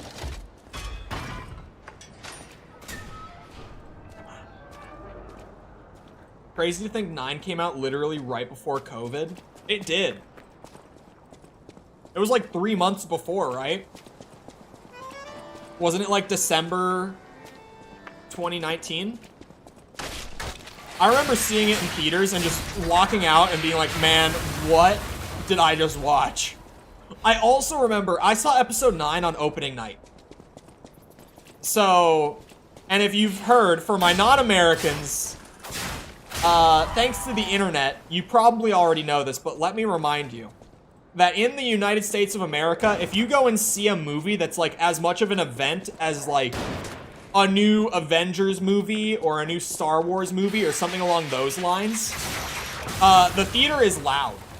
Like people are like cheering and laughing, and it's like a collective experience rather than like you're all there to be respectful and enjoy it for the art of it. No, like it's like a communal event if you go on like opening night or even sometimes opening weekend of one of those movies. And it's so much more fun that way. Like, I'm telling you, people say that it sounds awful, but my Americans who have been in a theater showing like that, you know, it's a good time. Like, it makes the movie so much better. It makes it so much more fun to experience a movie like that. But, point being, what I remember about seeing it on opening night was, spoilers, the fake out where they make you think that Rey had killed Chewie. Bro, the whole theater lost their shit when they did that fake out. Like, when everyone thought that Chewie was actually dead, everyone was collectively losing their mind.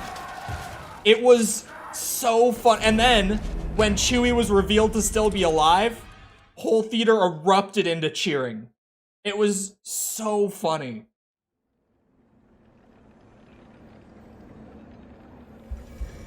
Nobody ever laughs. Quipping? No, quipping is stupid. But like laughing and cheering and like a large collective gasp when a shocking, like that stuff is fun. It's really fun.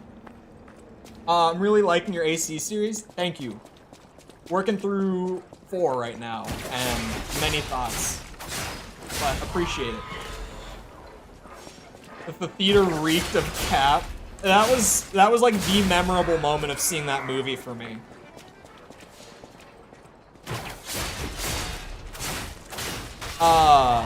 Like the most fun theater experiences I've ever had was that experience and going to see Endgame in theaters when that came out. Because that was like the same thing. Where Endgame opening night was like an event. Most theater reactions I've ever seen and heard. But it was so fun. Endgame was wild. I don't want to hear your audience gasps during Oppenheimer. They don't. Oppenheimer's not one of those movies. It has to be like one of those dumb popcorn movies that like everyone is just going to see for like the fun of it. If you're seeing something like Oppenheimer, you're not going to get any of that. Or if you do get someone who's like that, they're an asshole. And even we are like, yeah, that guy's an asshole. But if you see something like Star Wars or like a Marvel movie and your theater's like that, no one cares. When Cap picked up Mjolnir, yeah, that... My theater was screeching when Cap grabbed Mjolnir in an Endgame. Like, that was the most hype moment, probably of the whole movie for my theater. That was when everyone freaked out. I didn't see episode 3 in theaters. Episode 3 would have been wild on like an opening night like that here. Because I can just imagine the whole theater erupting into laughter when Palpatine does that weird spiral through the air and, like, banshee shriek that he does. This is just physical damage reduction. I can carry it. Blade is such a forgotten... Aren't they doing a new Blade soon? I can't imagine how that will turn out. I know nothing... Okay, I was saying, like, last week or maybe a couple weeks ago that I haven't heard anything about Ahsoka, but I have now heard something about Ahsoka, the show, that kind of makes me want to watch it, and I'm not going to lie about that. I didn't think I was going to watch it, but now I want to, because apparently Hayden Christensen is back for Ahsoka, like playing Clone Wars era Anakin in it, and from what I hear, like, absolutely killing it, as he always does. Let's be, like, that was another thing back in the day. I never actually agreed with this one, but people used to hate Hayden Christensen's acting in episodes 2 and 3. Episode 2, understandable, but, episode 3, I actually feel like he killed it in episode 3, and he killed it in, Kenobi as well. As much as I didn't love Kenobi, Hayden killed it in Kenobi for what he was in. Completely forgot Ahsoka existed. So did I, until I've heard that, and I did hear that, that one actor passed away, like, right after shooting. Like, he passed away, like, a couple months before the show debuted. And apparently everyone loves him. I saw some stuff with people saying, like, it's sad that he'll never know how much the Star Wars, like, fandom loves his performance in the show.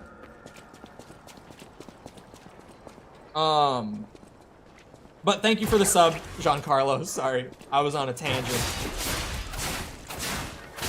Worse than Andor, and that's saying something. I don't know why Andor got reviewed so poorly, because it's genuinely, like, the most well-made Star Wars series so far. If we're just talking, like, Andor was just so good. Like, genuinely, just as a TV show. And it was so, like, nothing else in Star Wars feels like Andor. Like, it's so unique, and it's just completely its own thing. I love Andor, man. Oh, nobody watched, that's right. Yeah, I don't think, like, anyone is watching Ahsoka. Because I know that Mando Season 3, a lot of people skipped out on, like, by the end as well. And at this point, like, Ahsoka, everyone's just, like, tuned out. I'm tuned out. I didn't finish Mando Season 3. I haven't started Ahsoka. And I don't watch much. Like, I don't watch much TV at all. I barely watch any. So once I tune out of, like, the very little stuff that I'm willing to watch, it says a lot, man. Mando Season 3 wasn't that great. Like, it was fine. I wouldn't say that it was bad, but I just kinda never wanted to finish it. I got to, like, episode 5, and then I stopped. Because I just, at that point, I was like, Found it. The black dress. Oh, there she is. It's just a puppet? What on earth is going on? Hold on, I gotta go back. Clone Wars, Ahsoka, Andor. It is a puppet. Was he married to a puppet? Empire is my favorite piece of Star Wars media, like, as a whole. Although Andor is probably my second now. Maybe it's my third. Maybe it's not my second. But Andor is at least my third. I would maybe put episode 6 above Andor. But Andor is genuinely a top 3, like, Star Wars media ever. collectively forgot about Book of Boba. Oh yeah, I didn't watch Book of Boba. I watched 2 episodes. And then never went back. Again, not because it was actively bad, but it was just like, why would I keep watching? Like, I didn't find, like, something to keep me interested, right? What the hell? You got a big, stretchy old arm.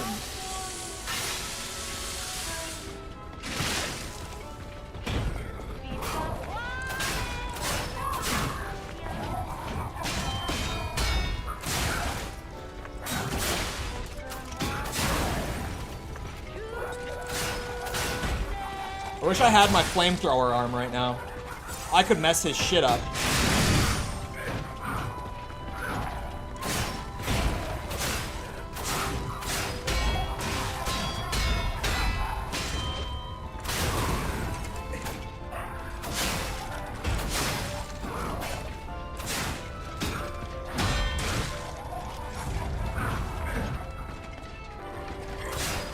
I wish I had more Fable too. That deals no damage. That shit ain't worth it. Oh, here we go. Son of a bitch! Stop that.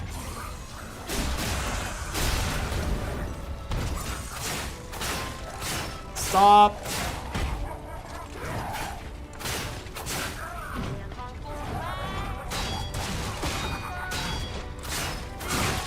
Oh my god. Parry windows or something in this game, man. I love how tight they are. I think the parry windows are perfect, but Jesus.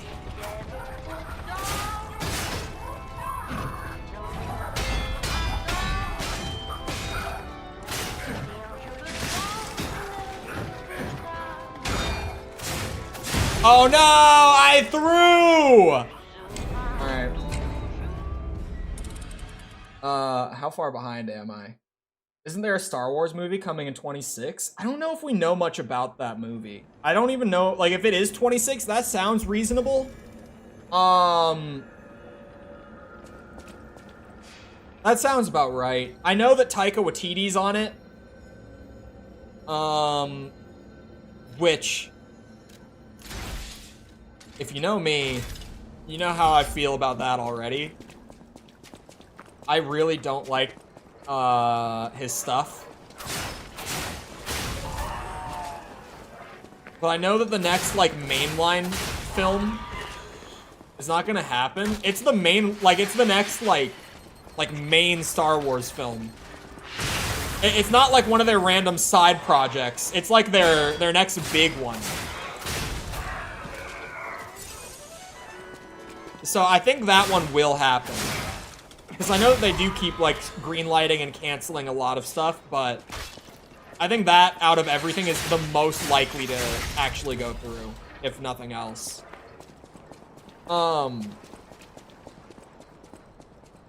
Wait, hold on. What did Sepper watch in full? Oh, Book of Boba. I watched it in full, and I cannot tell you a single thing that happened in that show. I'm not even kidding.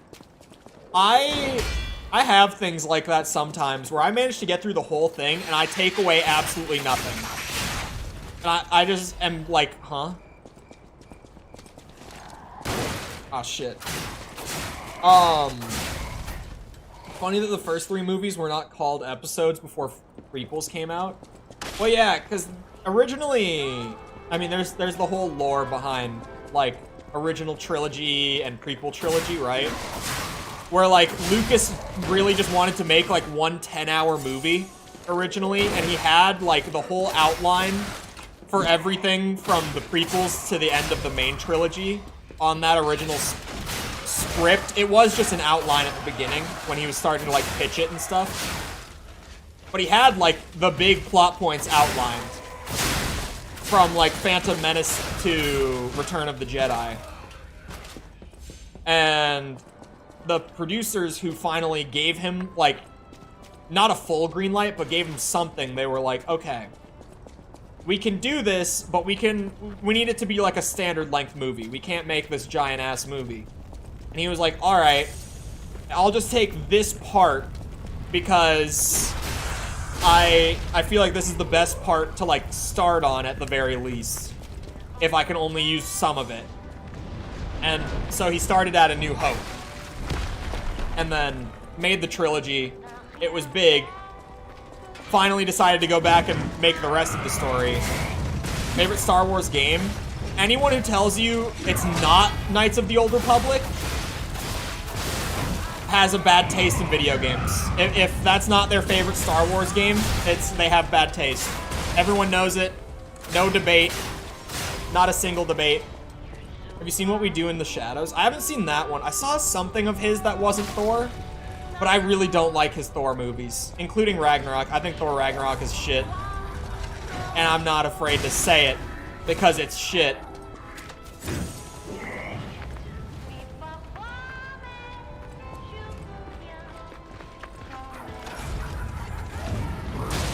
Son of a bitch. I need to at least grab my Ergo here. KOTOR 1, the first one. The second one is still really good, it's just not up to that level. But the second one is still great. Can you leave me alone? Is there a good Thor movie? No. No, there is not. Questions that can be answered in one word.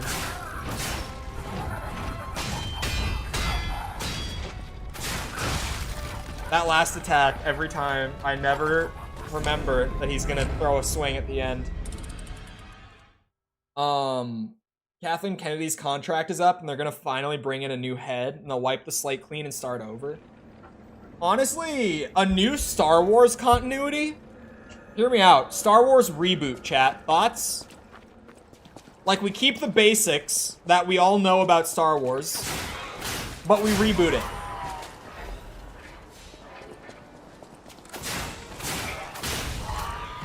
Love and Thunder is good. I will not hear it.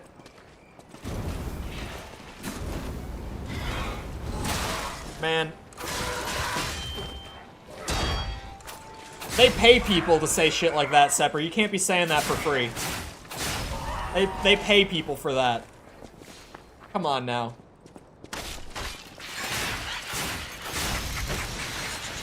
I like the Thor movies. I do not. I don't like any of them.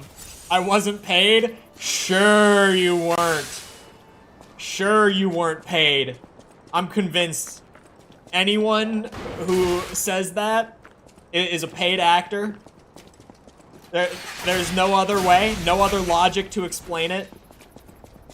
I'd be fine with a reboot of 7, 8, 9. I feel like a reboot of everything could be good.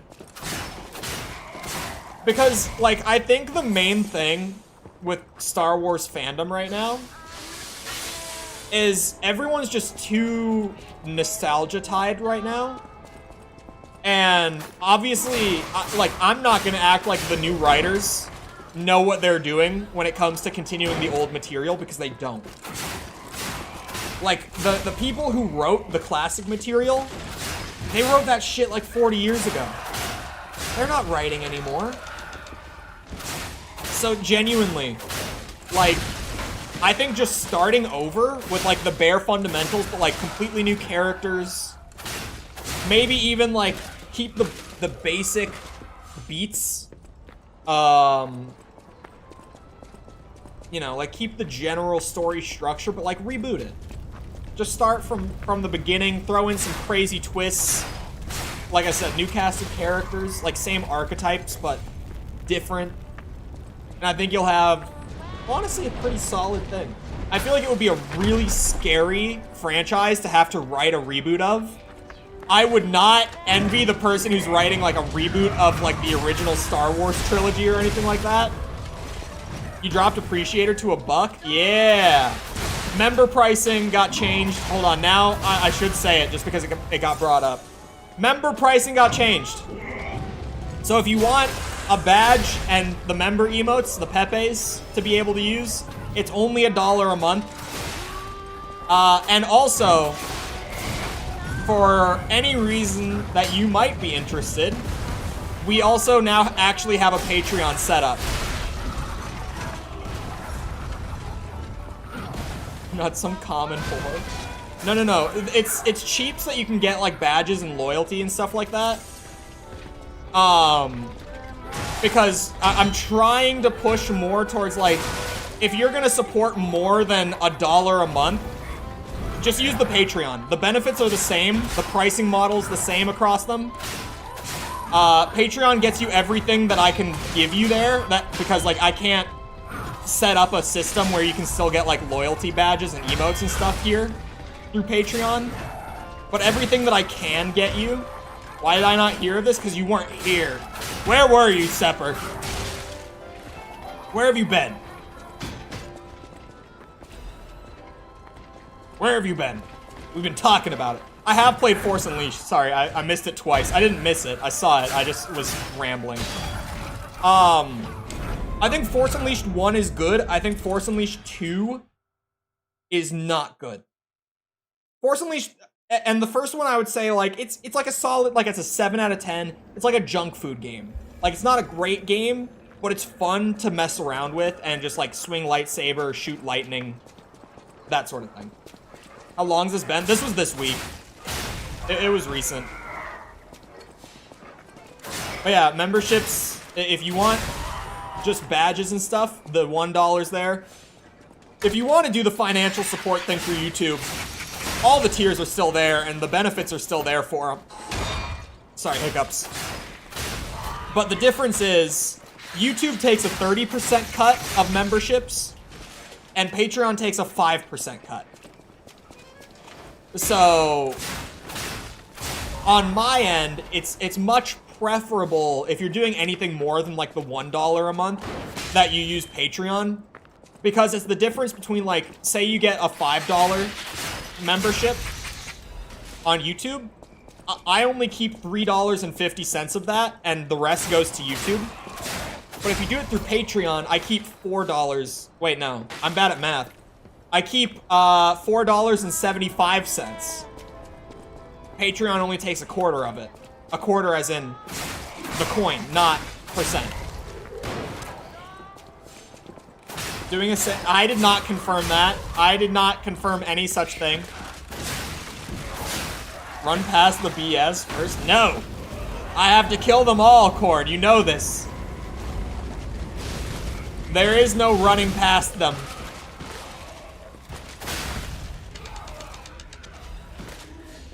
You doing a little trolling? I would never.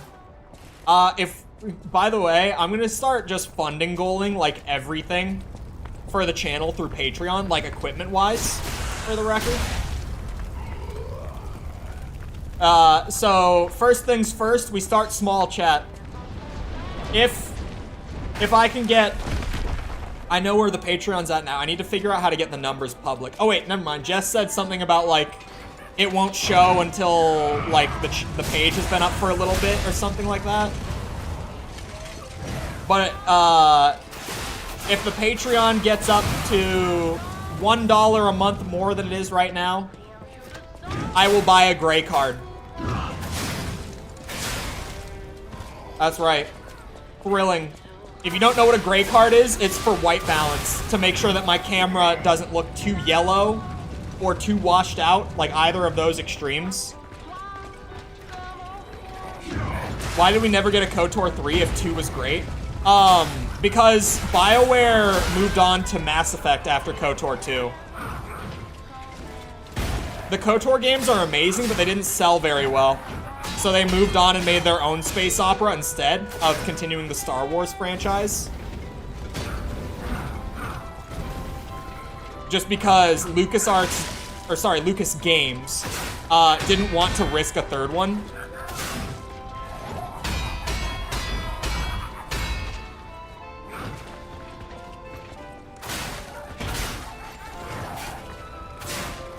Patreon doesn't take ideal.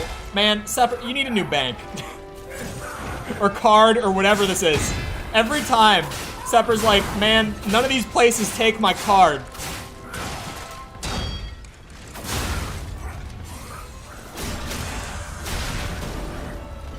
To see if it helps your white balance. I honestly don't think it will, but at least then, I'll stop hearing about it.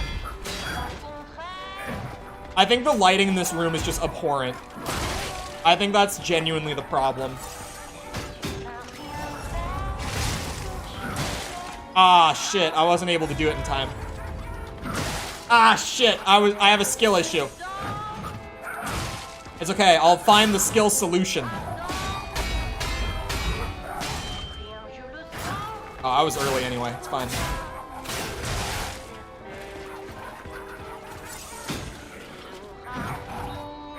Oh my god. Most places take PayPal? Does Patreon? I don't know if they take PayPal. I don't know what they take and what they don't. I've never become a patron before.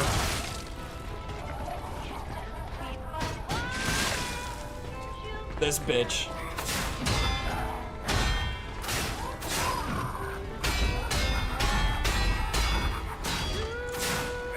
Oh, you are such a bitch. God damn it.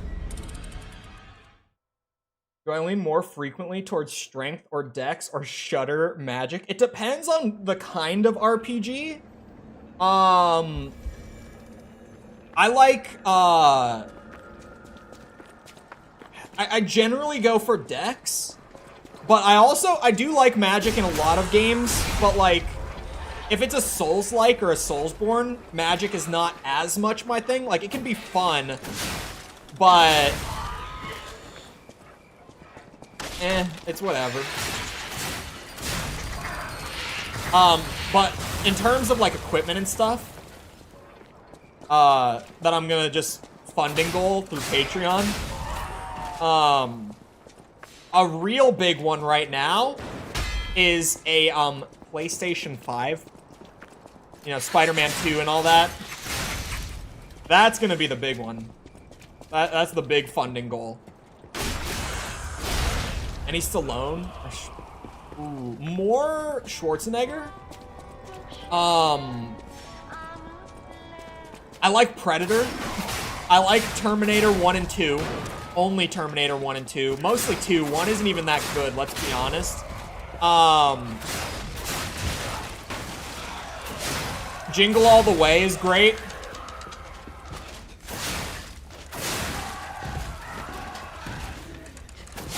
Stallone isn't bad. It's not that I don't like Stallone, but he just hasn't been in as many movies that I like really like. You know, he's a great actor, but he hasn't been in like Terminator 2 or Predator or, you know, like those kind of movies. Like that level of classic 80s action movie. But he's got good shit. Like Rambo's good.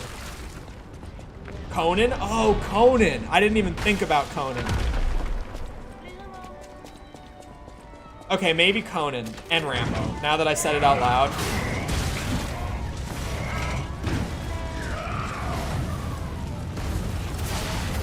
Oh my god, wait, that flamethrower is messing my shit up. And now I'm on fire, which is awesome.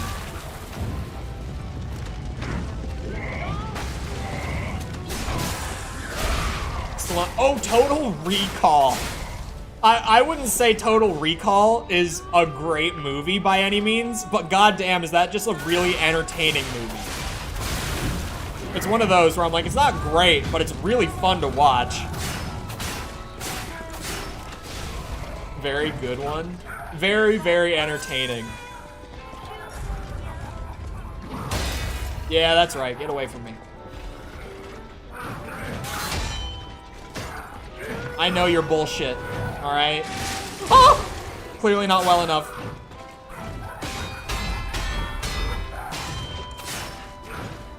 Okay, okay. Oh, of course you got a little 1-2 on it.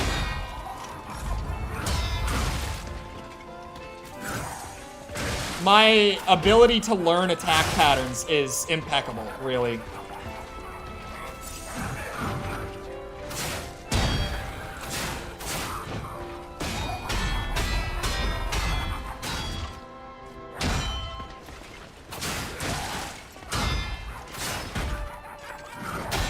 Haha! Oh wait, I'm out! No! God damn it. How am I out already? You bitch! And I missed the first one. Judge Dredd. Oh.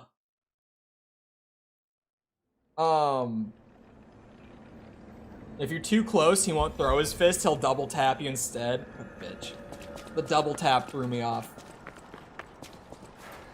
Rocky? Okay. Here's my thing about Rocky, right? Rocky is great. But I'm gonna say it, chat. I'm gonna say it. It's been ruined for me a little bit because Creed is better.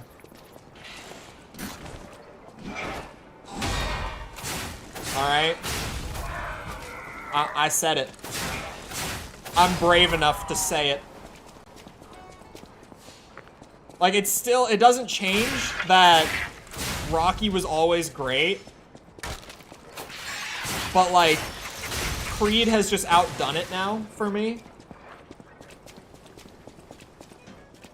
And I don't watch movies very often, so, like, if I'm going to watch one, I'm normally gonna watch Creed instead.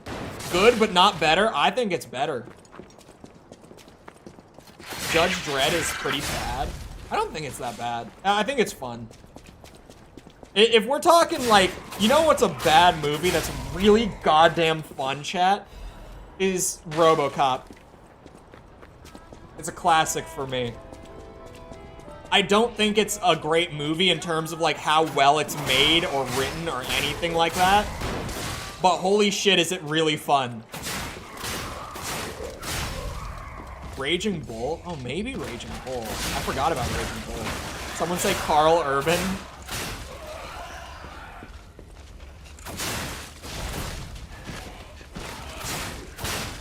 Jess's disappointment. It was Carl Urban that did the Armored Core trailer, right? And everyone thought he was actually going to be in the game because of it.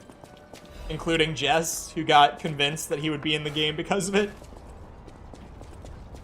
Worse than RoboCop? Yeah. I would rather watch RoboCop. Expendables.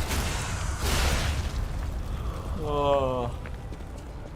I feel like all of these movies are kind of like, not the best movie, but like, it's really fun. So you're kind of like, I don't know. Like, it's kind of shit, but I kind of like it. I feel like that's kind of all of these, like, old school action movies, except for Rocky and, like I said, Creed. Like, those movies are actually good. I would say those are some of the few good, like, old school action movies, but they're a little different. They're not, like, you know, Rambo or Total Recall kind of action movies. But it's action. You know, boxing is action. It's called an action sport, after all. Or a combat sport, depending on who you ask. People will say either. And either are accurate, neither is wrong.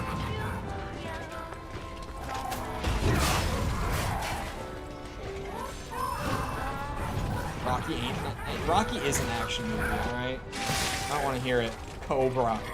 I forgot about Cobra.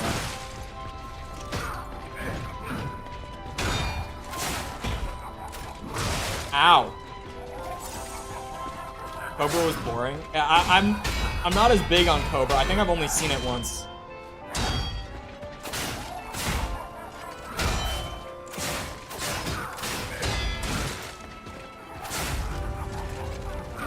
Ow, he's gonna double tap me. Son of a bitch. I had your parries down at one point. What happened?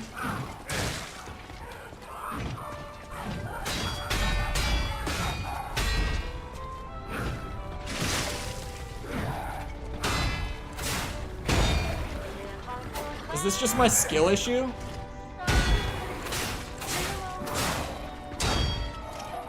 I don't feel like I should have parried that jump attack. I'm gonna be honest. I think that was the game giving me a chance. I don't think I earned that parry.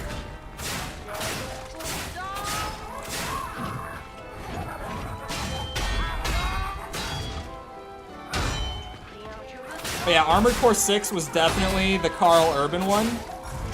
Because Jensen Ackles was Atomic Heart that he did a trailer for. I couldn't remember which one it was.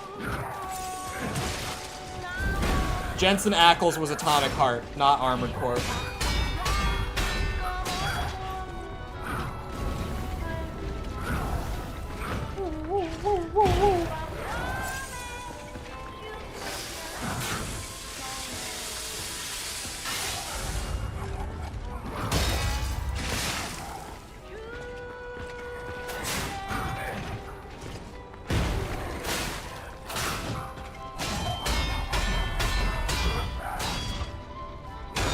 Damn, I was so early on it. What a bitch enemy. Oh, Die Hard is actually good. Die Hard is like a genuinely... yeah, Die Hard is good. How did I not think of Die Hard before? How did I not think of that? Die Hard is genuinely good. Definitely. I like Die Hard. That's my favorite Christmas movie. And I like to say that it's my favorite Christmas movie just because it makes people upset. It's not a Christmas... It's a Christmas movie. Alright? You ever watch it? It takes place during Christmas. Think about it. Best Christmas movie I've ever seen.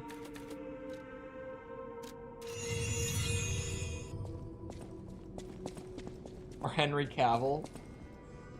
I was here for Quartz. And the level, but Quartz as well. You know you like Home Alone. I like the first one. I like the first Home Alone. All of them after that... Well, I shouldn't even say all of them. When I watched them, there were only 4 of them. And now, apparently, there are, like, 7 Home Alone movies. Don't know when that happened. You know what's crazy?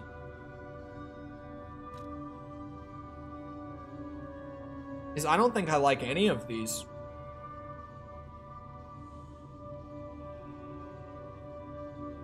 Hold on, Corn, do you know about the cube uses? Does this make it so that the little things that I buy from the guy, I get to use twice before they're gone? Is that what that means? Increased cube uses?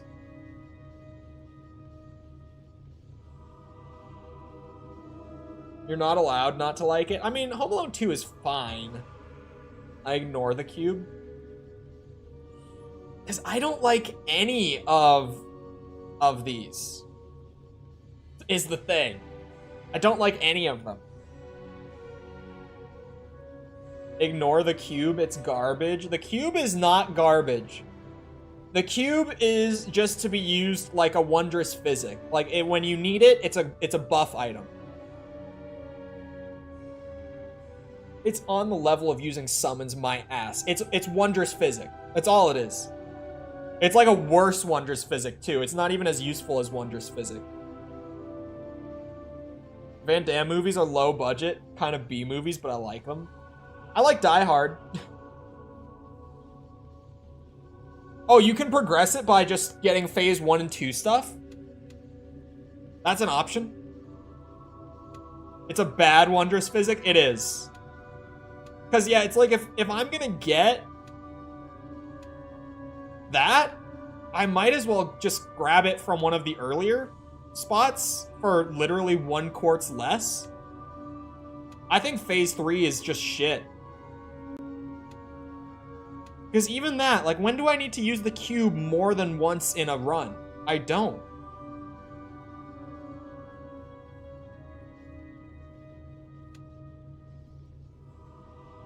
I think that when it says it retains a certain amount of guard regain... Oh, never mind.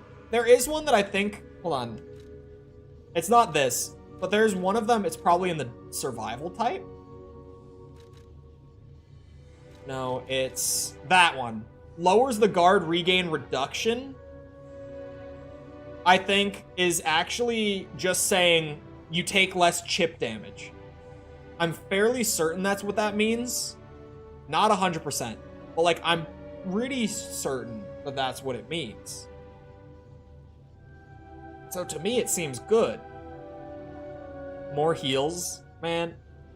I was kind of like, after I skipped them the first 2 times, because there was just other better stuff, I was like, I could play this whole game with 4 heals. Who needs more? Not me, clearly.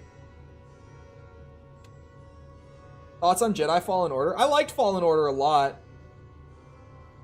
The Conqueror? I don't know if I've seen The Conqueror, actually. If I'm gonna be honest, I don't think I've seen it.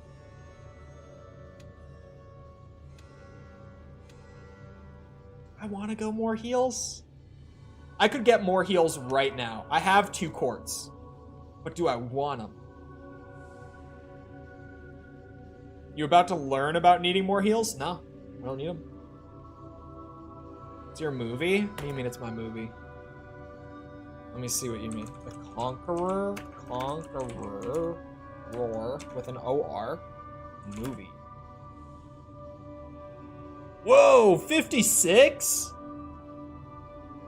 Is this the one we're talking about? 56?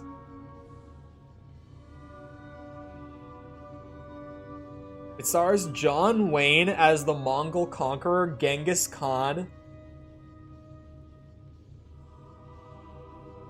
Shot in Utah. Did you Hogwarts Legacy or Starfield? People haven't been enjoying Starfield as much, so I eased up on it. I think Starfield is fun.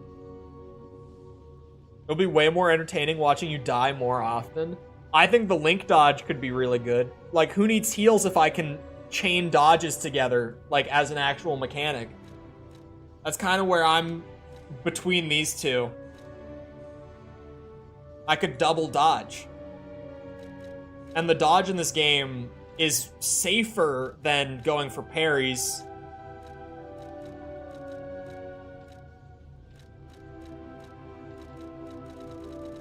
Hold on. I never even read the sub. Hold on. You think? I think I might go for the. You're about to hit a massive enemy level jump. Yeah, I'm going with the link dodge. I don't need the heals. Don't need them. I'm better. Normally the ability type has been like my favorite stuff. Lowers weapon. Uses wish stones. Charges Fable upon gradually. Alright, all the ability types are shit for level 3. Like, actually terrible. Enhances Legion arm attack when more than half of the Legion remains. Increases the duration of effect-based Fable arts. I use those. Increases destruction damage to enemies when a perfect guard is successful. Maybe. Because I could get both of them. And if I stack that, maybe. Enhances the stagger of charge attacks again.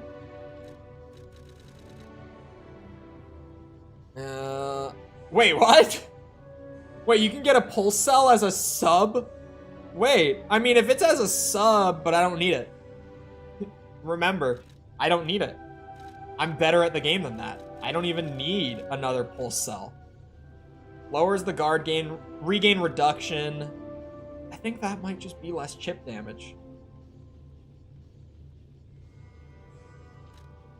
I'm sure the item stuff is terrible, but they might slip a good one in. Reduces the prices of items sold in the shop. Enhances the charge effect of Legion magazine. Increases the amount of gold coin fruit on the gold coin tree. Increases the amount of ergo. Yep, still, it's all bad again.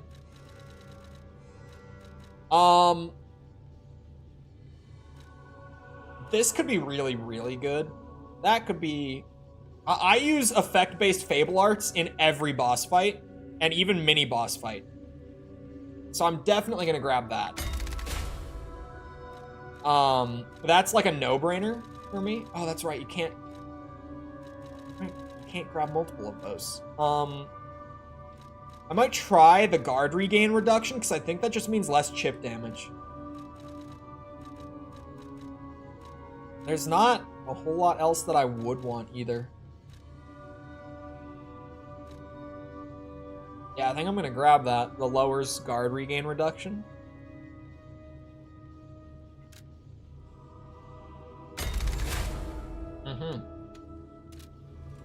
I have the link dodge. It's mine. I can't really do it here. I can't test it. Get me back out there in the field. Oh, that's right, I have the ring for this guy too. Been way underutilizing Fable arts. I have been using them a lot. Especially the effect-based stuff. This game, hot garbage or good. It's the best Souls-like I've played. I think it's a good game.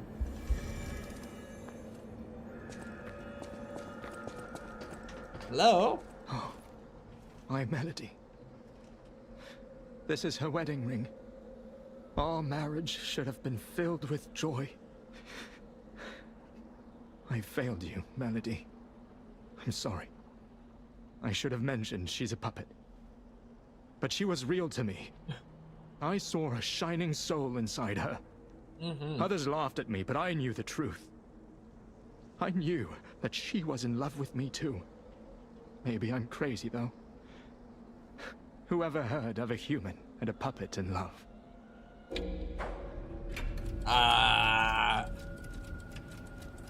I've never seen that happen. Is that so? That's what everyone says. I don't know what to think anymore. Ultimate It's weeb. alright if it's all a dream. It's just At his least it's waifu, peaceful man. one. However, I think it's finally time to wake up. He lived out every weeb's I don't dream. think that means anything to me anymore.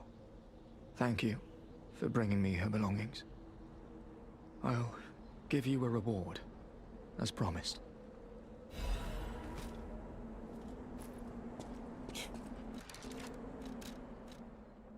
Gave me 500 ergo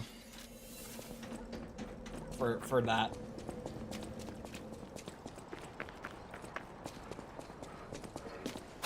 Ow.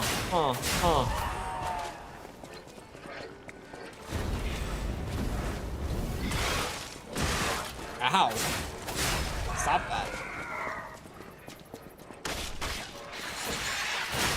Uh-oh. I'm screwed! Ow. Kind of forgot about them.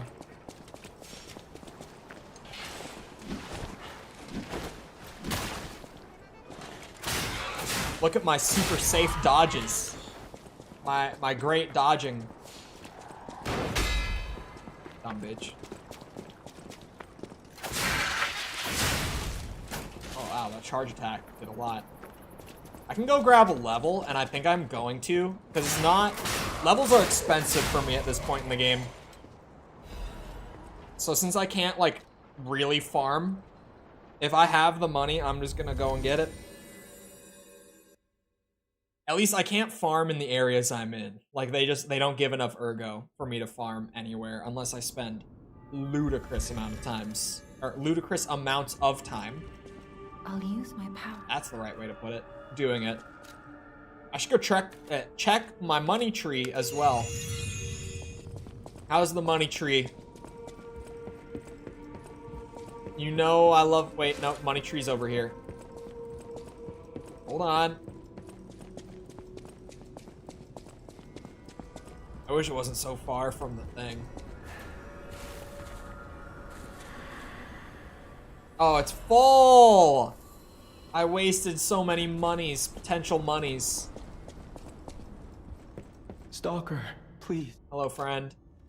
I would like these and one of these, just in case. Is backtracking objectively bad design or depends on the person? It depends on the game and it depends on how it's done. It's not objectively bad design, but it can be in some games. There are games where backtracking has no place. And there are games that make it worthwhile. People saying backtracking is like one of the things that makes them not like Resident Evil is stupid. It's just like a fundamental misunderstanding of those games' design. But DMC4 backtracking, you know, the entire second half of DMC4, that is one of the examples, one of the many examples, but one of the best ones of just objectively terrible backtracking. We'll see you around, Jez. Oh, don't look enough like Jensen Ackles. God damn it. To feed my supernatural addiction? Wow. Wow. I could look like Jensen Ackles if I wanted to. I would just need a little less beard. That would be a good start at the very least. You know, we would be getting somewhere if I had just less beard. You know, wink, wink, nudge, nudge. Oh, DMC4 backtrack. DMC is, it's actually doing pretty well in the poll for the next review series. DMC is like in the top 3, I think. Ace Combat is winning for the next review series.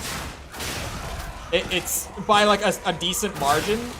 But that one I'm kind of unsure if I want to do that as the next one. Only because I feel like it's kind of too similar to Armored Core, which sounds really weird. But if you don't know Ace Combat, it's a piloting sim, like a dogfighting sim kind of game. And I don't know. I feel like it's maybe not the way I want to follow up Armored Core, but also just like, it would still be like probably the next one after, to that extent. Like after I finish whatever I end up doing next. I'm so stupid for standing in the fire. I would do Ace Combat. Hi Mech Chole, how is game? Game is good. You should play Demon Souls, since you are interested in this game. I don't even know what to meme your brand as. Half-baked indie horror, false.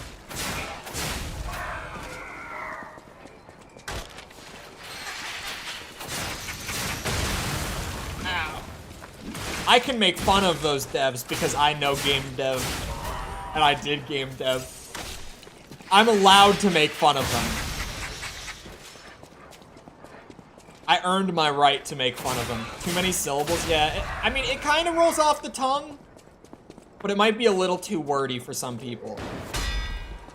Maybe we take out the indie. Maybe we just say half-baked horror false, you know? Maybe that's a little snappier, a little better paced. And it's all about pacing. Content creation is all about pacing. Half-baked horror false. I think that could work.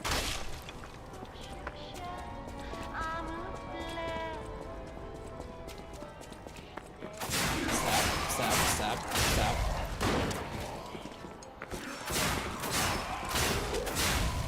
I can't believe I stood in that flamethrower and so pissed at myself. Do more Zelda? Zelda, there's really not much interest for the Zelda review series.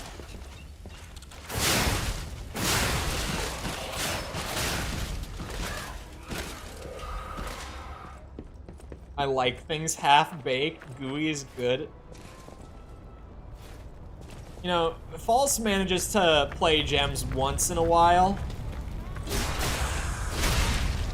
But a lot of them I sit there and I'm like, what the hell is this?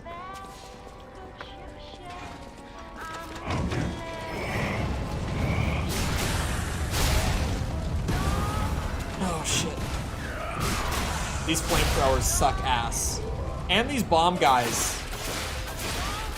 You like Parasocial? Which one was Parasocial? Oh, that was probably the best Chilla's art one. I think Chilla's is like, this stuff is fine. It's more polished than a lot of the stuff you do. But like, I think Chilla's is clearly capable of a lot more than what they put out. If that makes sense. I would like to see Chilla's art push themselves more. You'd like Puppet Combo? I'm familiar with Puppet Combo. I don't like most of their stuff though.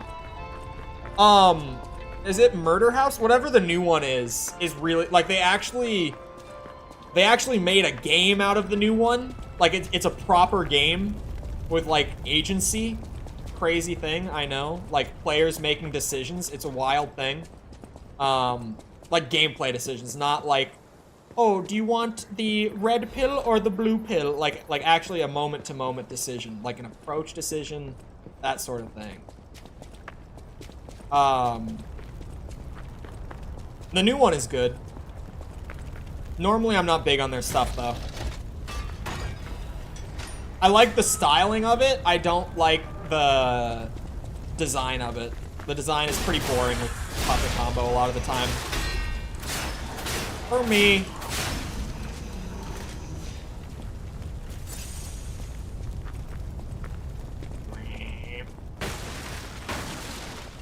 Stay out of the house. Is that the new one? That sounds like the new one. It was something house. I think it is stay out of the house. That one was good.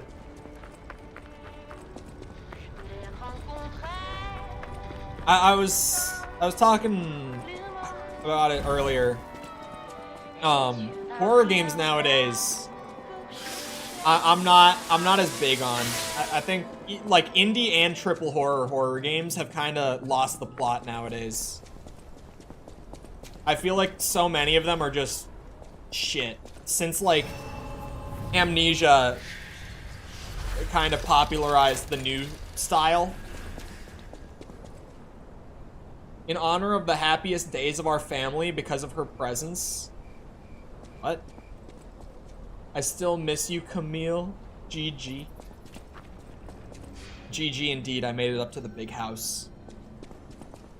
Oh wait, that actually looks sweet. Hold on. That's a nice ass house. Is this? I don't know, this is like a theater? I think it is a theater, actually. Oh, hold on. Murder House is the one. Oh, they do have one called Murder House. But the new one is Stay Out of the House. That one has the bunny. Oh my god. The bunny one was shit. That was probably my least favorite from Puppet Combo. That one, yeah, that's why I thought Murder House. I knew it had house in it, and that one sticks out for me. I did not like Murder House.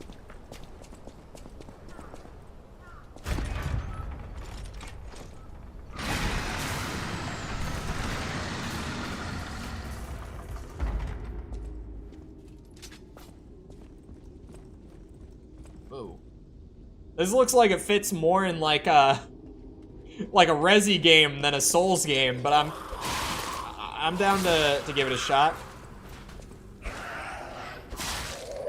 Had a unique story and voice acting. Yeah, I feel like I'm not. No, I'm saying it. I'm brave. I have balls of steel. I think the problem with modern horror games is that they've all hyper-focused on trying to just creep you out and tell a story over, like, make a game.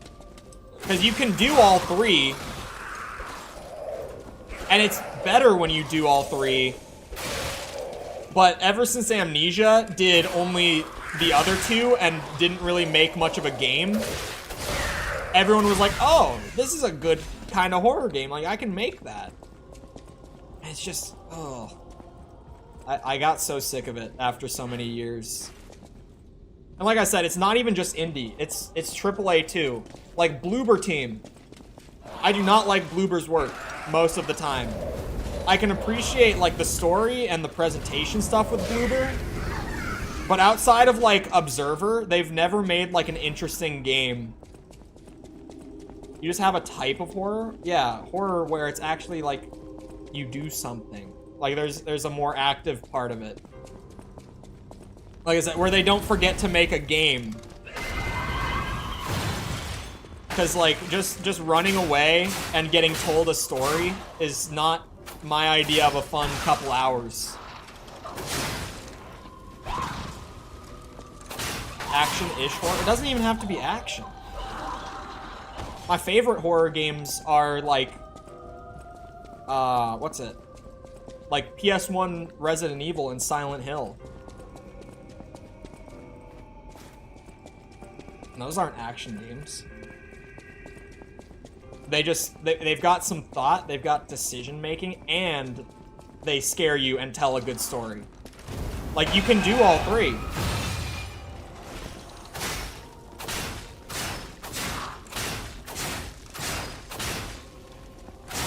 It didn't tell you weren't under attack at all times. But you didn't know that. It was scary. But after the game ends, you realize you were safe the entire game. It was just the vibes. Yeah, I feel like horror nowadays is too focused on the vibes. Like, you can make a game and have the vibes. It's cool for, like, a gimmick, but... I don't know. I feel like it's not even much of a gimmick at this point. It's kind of just the standard to have, like, you not being able to actively do anything in the game. Like, there's no... That's really the big thing. For me, in any game, the number one thing that will make or break a game and make it boring or interesting is, like, how well player agency is done. And the modern horror formula has just decided that player agency is, like, not even a part of the game. Disruption resistance? Well, I'm getting hit with that right now, so sure. Also, Liza, get out of here, Mikkel. Be gone. Be gone. Liza mid my ass. Hello. Ew, she speaks French. Oh, who are you? You're not a puppet. Are you here to listen to my music? I can't sing anymore. This petrification disease took away my songs. Riddles. I was fooled by him. He said this place was a shelter. Patricia, I'm so sorry. Oh, Patricia, I'm so sorry. Wait a minute, Adelina. I'm parched.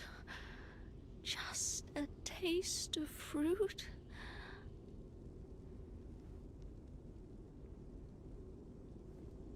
Oh, Patricia, I don't have fruit for you, lady. Bendy and the Ink Machine. I never played Bendy. I heard it's fine. Like, some people like Bendy, but I feel like I more commonly hear that people didn't like Bendy than I hear that they did. But it definitely has fans. Is this open? Like, there's gotta be a door that I missed. Something. This area is super cool. Artistically. I like the theater house. That door opens from the other side. Is this door open? No? Alright. Why would you... Oh. Oh, I missed this hallway. I never saw this hallway was here. That's what I was missing. Whoa!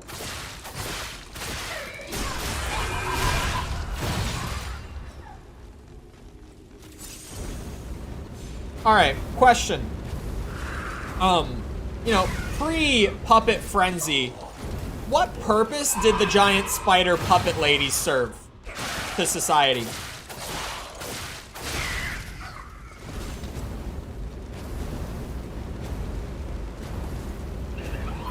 For your stream, appreciate it. Thank you. What was the point of the giant spider ladies? My exact question. Like, most of the puppets, it's like, oh yeah, this was just like a standard, like, you know, there's like butlers, there's police officers, there's all sorts of stuff. And then there's just like giant spider woman.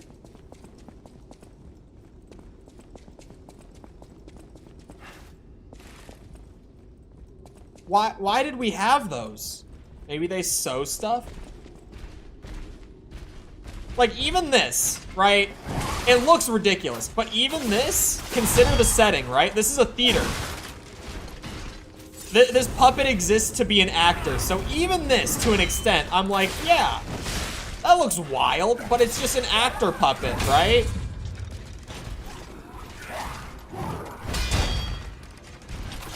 It's just to enhance the theater. But the spiders, I don't know what the spiders are here for.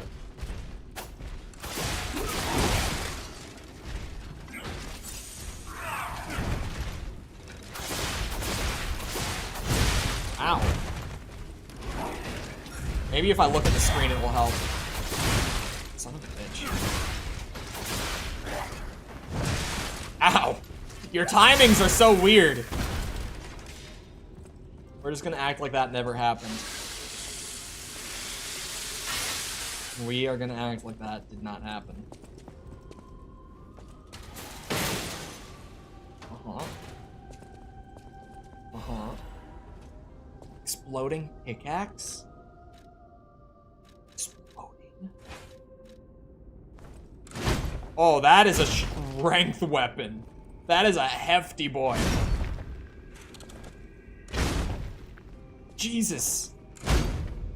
Hold on, the stamina drain. Let it come back real quick. Oh my god. And the wind up. Jesus. Case in point. Okay, Quelaag.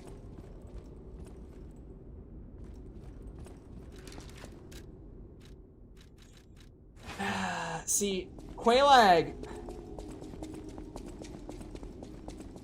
even is a stretch, if we're being honest. For legendary actress Adelina Corday. Oh, okay, come on. Even those who envied her reputation loved her songs. She's parched. Question mark? No, hear me out. Right? Quelaag. Waist up. I would agree. Waist down? I'm not so sure anymore. Oh, shortcut. Beautiful. Okay. Oh, and we're in this. Okay. Yeah. This is where I want it to be. This is gonna go great. I'm just such a gamer. I'm built for it. Been raised for it my whole life. Been training for this moment. Only go for the waist down. Of course.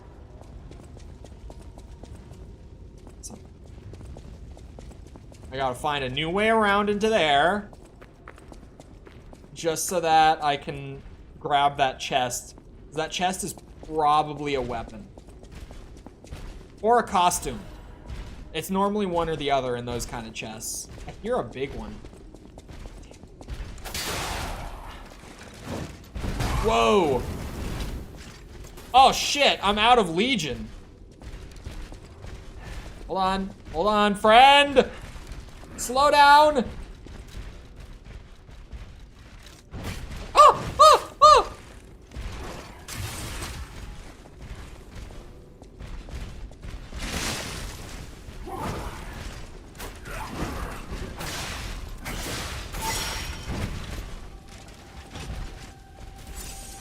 Okay.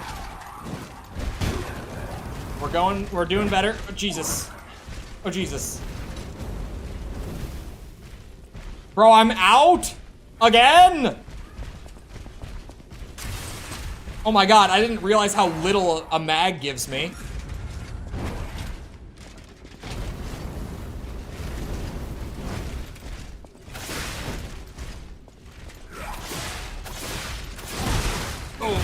Oh god. I don't think there are, no, there's no invaders in this game. Not that I've seen, at least. And I'm like 20 hours in, so I don't think there are any invaders in the game. Most besides Solaire, bro, you saw right through me. Is it because I've been asked that before and I've probably said Solaire? Besides Solaire, see, you make it too difficult. You're putting too many constraints on this question.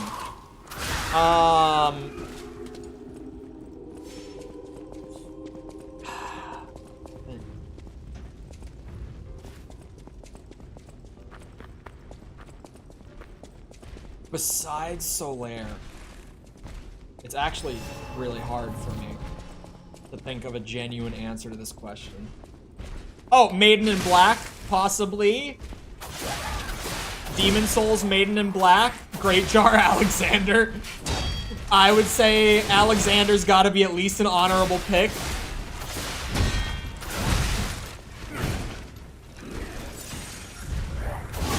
Don't think so. Sit your ass down.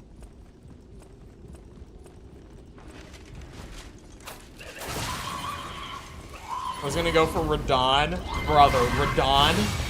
I don't know if that is the way you want to go, man. And I mean like the way you want to go. Because that's what's gonna happen. I mean, that's like saying the gaping dragon or some shit, right? Like that's a little crazy of you. That one's a little more out there. Fire seems like cheating. No, the fire is just really good. Because I'm good.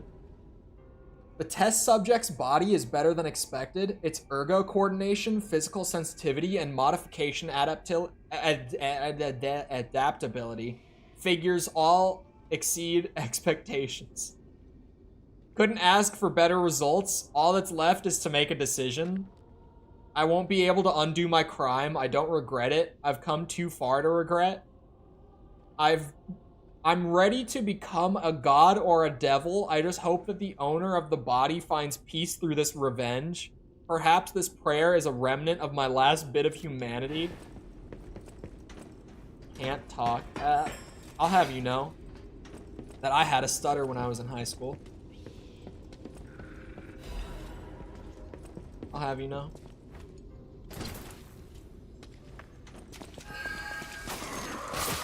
It was because I was a little bitch. That's also why it's gone. Okay, I'm dead. Sucks to suck.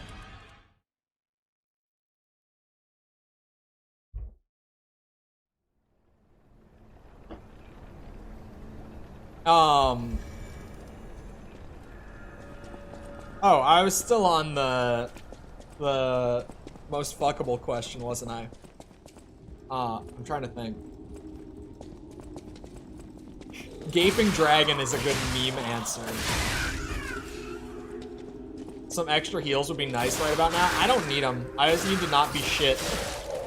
Like I could sit there and actually like block.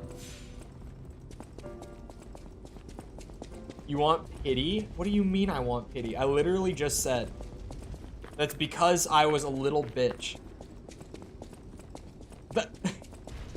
What do you mean I want pity? I have literally never in my life compliment baited my chat. Alright?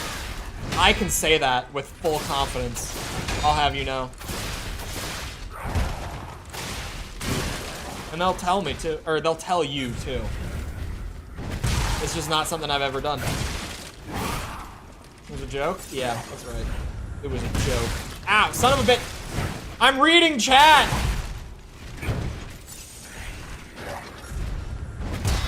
I mean,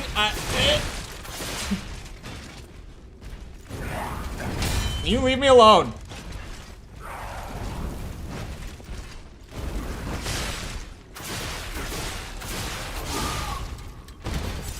I'm not done yet.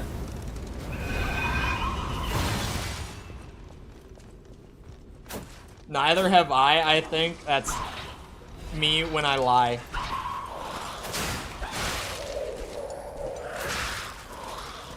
Melania does something for me? No. Really like women who would murder me?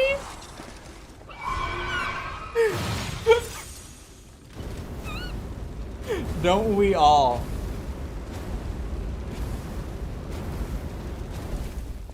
Name it. When have I ever?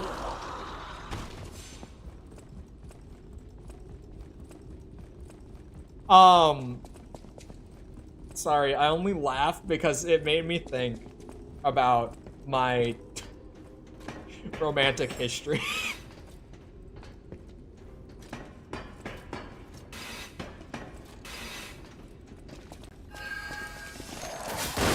Ow! Ow!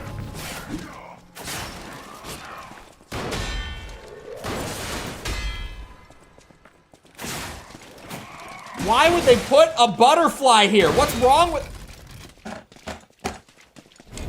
Oh, the crazier she... Oh my god. It made me think that, like, my first ex could and would murder me. My second one could have. She was... Or she is. She's not dead. She's not dead. She's too kind of a person for it, but she could.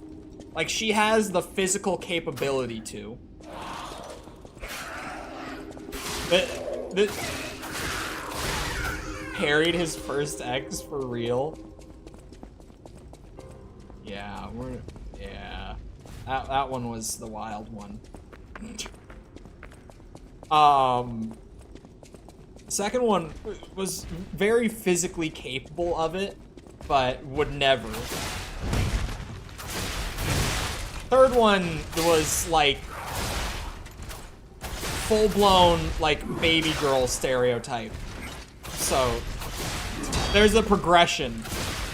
I slowly moved away from the women that can murder me archetype, clearly.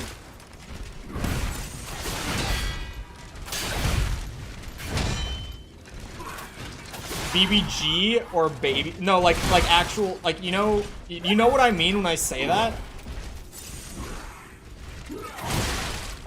When you say BBG, I think of like, I can't say that word on YouTube, can I? Well, not too many times a day, and I've already said it a few times. Hello? How's the world building stack up to FromSoft? It's not like FromSoft levels of world building, but like it's good world building. Oh, there you are. Go on. I don't know if I should go on. Brat? Not Brat, but like, I don't think I should go on. Not Brat. Brat entails something very different.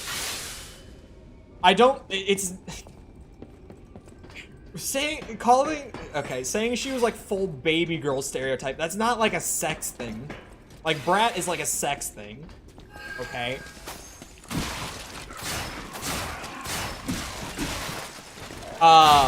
It's like a personality thing.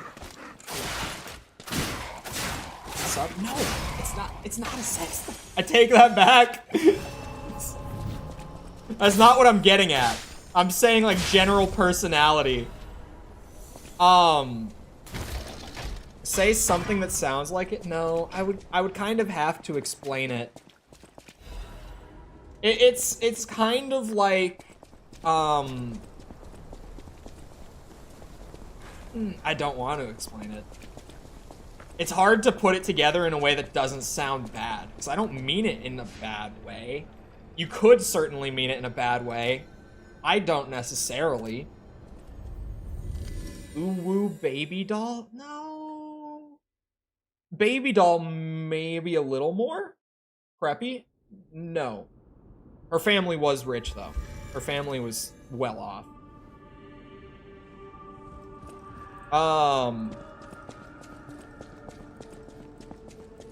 What was I gonna say? Oh yeah, it's kind of like you're building this up too much. Well, I don't even like want to answer it at this point. I'm awkwardly trying to pull together a good description before I do it, and every time that I try to, I'm like, I don't even know if I want to say it like that.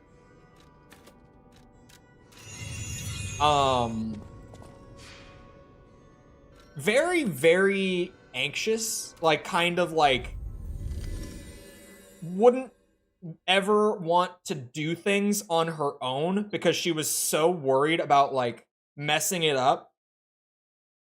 She is still like that in general. Sensitive? Yeah. Not very sensitive. Not sensitive. It's mostly like an anxious thing. Like, kind of needs help with everything. Sort of personality. Which I was fine with. You know, what can I say? I'm a helpful guy. Codependent? Codependent's a good word, yes. Codependent is a good word. Not very independent? No. She's getting more independent now. Like, we're still friends. I'm actually somehow friends with all 3 of my exes. Which, if you know any cool lore about my first one, you know that that is, like, actually shocking. But somehow still in contact and friendly with all 3 of them. It's a literal baby? Yeah, like baby.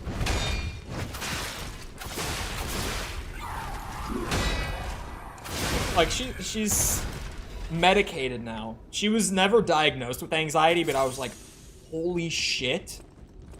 I almost name dropped. I would have moments where I was like, holy shit. Take it from someone who has diagnosed anxiety. You have it. I was like, please seek help, because you don't understand what you have. And your life could be so much easier if you understood.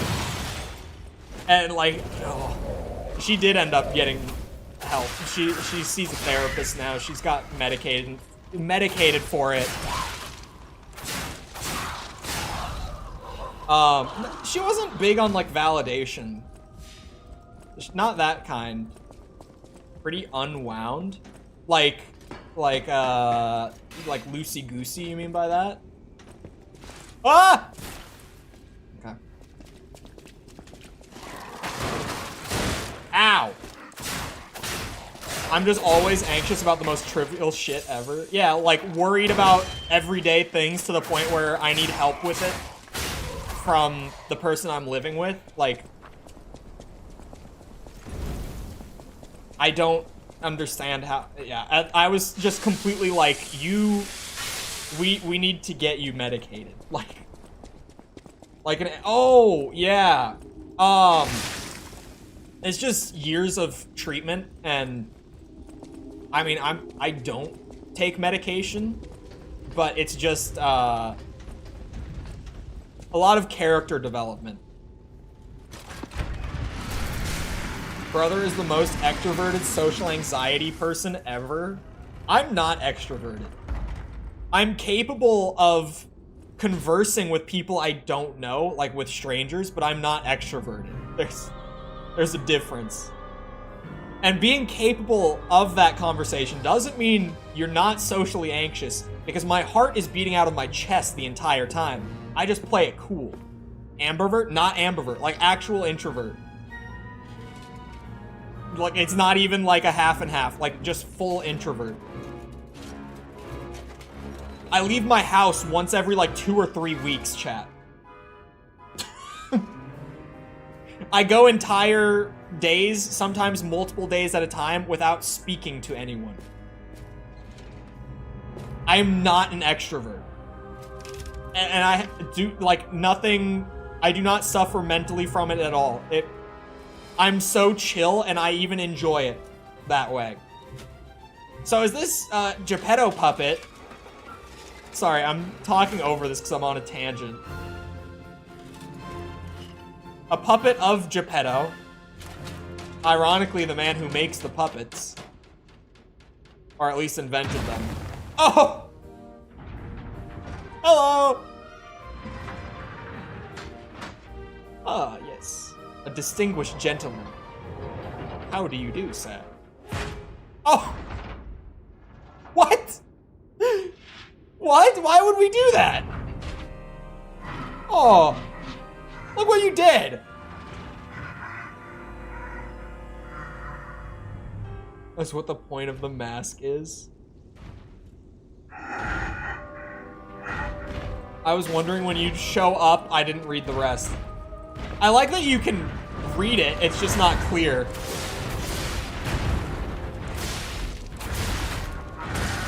Ow.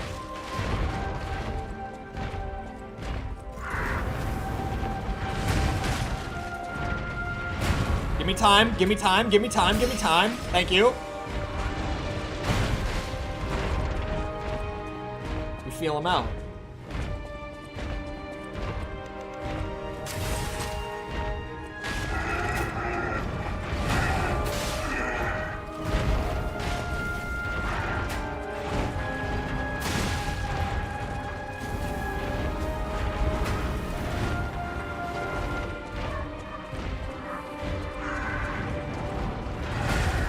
We just feel him out. Whoa! Okay.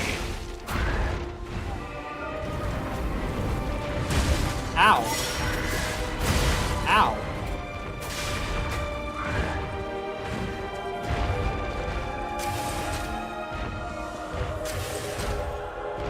Come here. Come here. Music is great in this fight.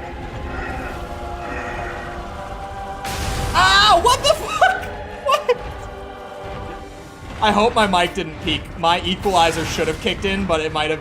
That was a very quick spike in my voice. I might have peaked my mic.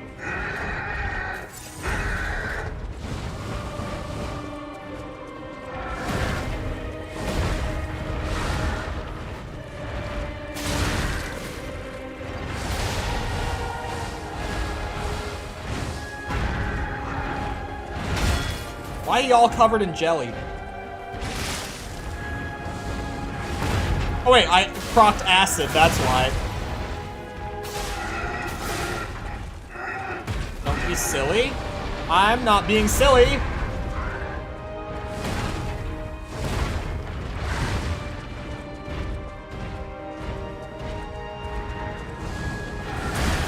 Ow. Ow. Egoing these hits so hard. If I had heals going into that, I would have beaten him the first time. Genuinely, if I had gone in there not empty on heals, we would have been fine. It's not even like an exaggeration to say that. I went in there with 0 heals remaining, and I got that far. Cope, you watch. This time things will be different. No copium. Why didn't I like the AC6 arena as much? Oh, did I say that somewhere already? Whoops. It was way too easy. Like, the core mechanics of AC6 are so good. Like, AC fights are a blast. But not a single arena fight in AC6 even, like, gave me any trouble.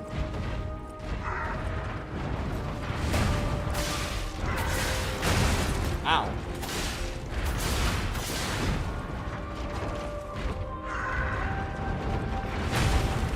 There's no copium on that one. I'm too gamer to be beaten by this king of puppets. Who even gave you that title? How do you earn such a ridiculous title?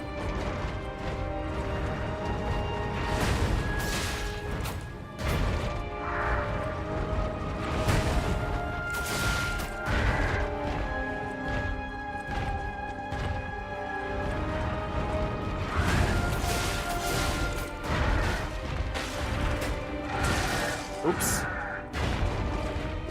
Fancy meal. Hello, Rowan. How's it going? It would be harder if you... wait. Would do much harder? What? Mickle?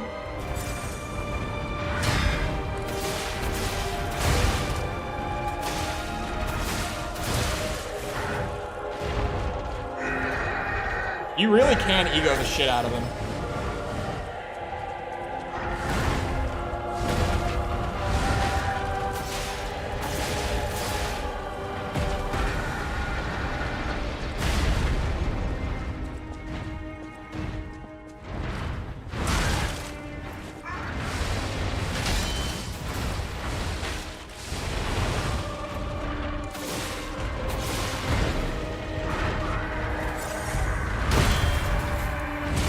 Oh, there's a follow-up? Of course there is.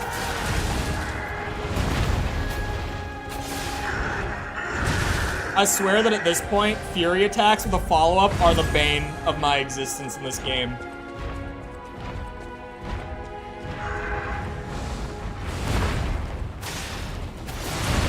Ow.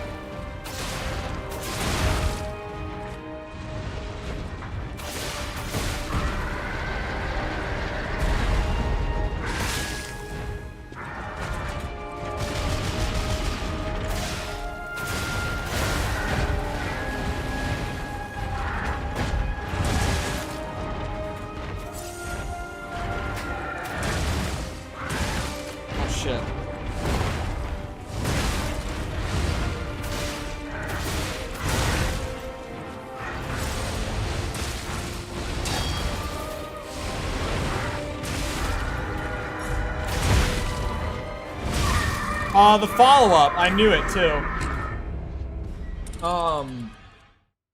You know anything about SAG-AFTRA strike? I know a good bit about it, yeah. Why? It actually looks easy. It's not that bad. His timing is a little weird, but it's not even like that weird.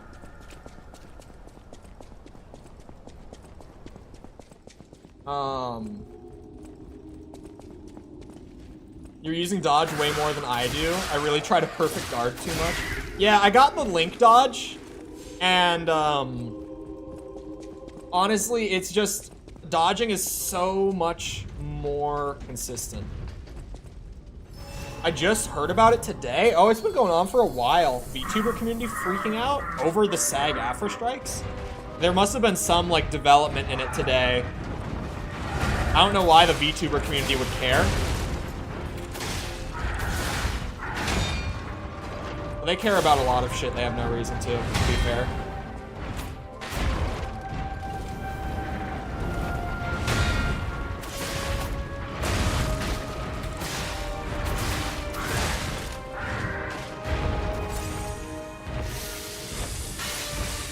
Oh, because they play Riot games. Yeah, that's why. Okay. Well, yeah, Riot is part of it because they've been underpaying their actors for a long time. Like, Riot is well below the bar when it comes to voice acting pay. So is Activision and EA and a lot of the big guys, but they're just like way underpaying. Naughty Dog is in there. Turns out Naughty Dog will only pay you like a couple thousand for a character's voice acting. I think it was like $2,500 for a full, like, main character role. Like, ridiculously low for a studio the size of Naughty Dog. I remember the Naughty Dog one being ridiculous.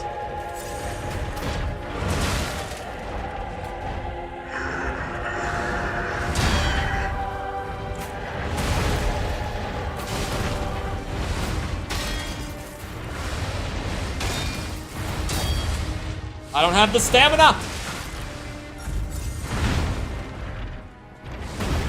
First time in my life I've ever said those words. God damn you!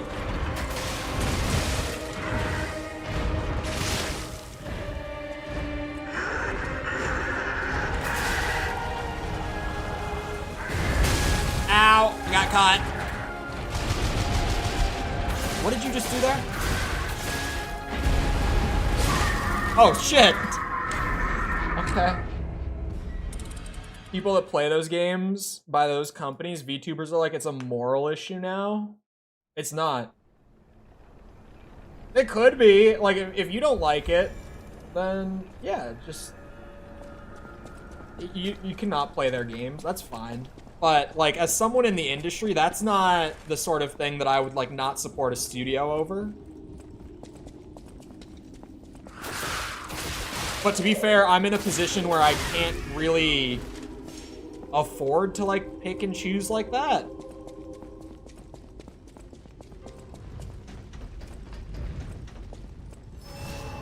Because, like, what am I gonna do? Just, like, skip every game that comes out from Activision Blizzard?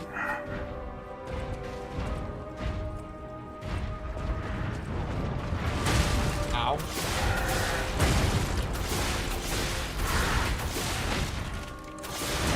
Especially when it comes to the SAG strike. If actors want to get paid more, don't take those jobs. Well, yeah, but there's also, like, competitive pricing is a thing. And so if the majority of, like, the most successful studios aren't paying much, then every other studio is going to follow that example. And at a certain point, if you don't take enough jobs, you can't afford to live.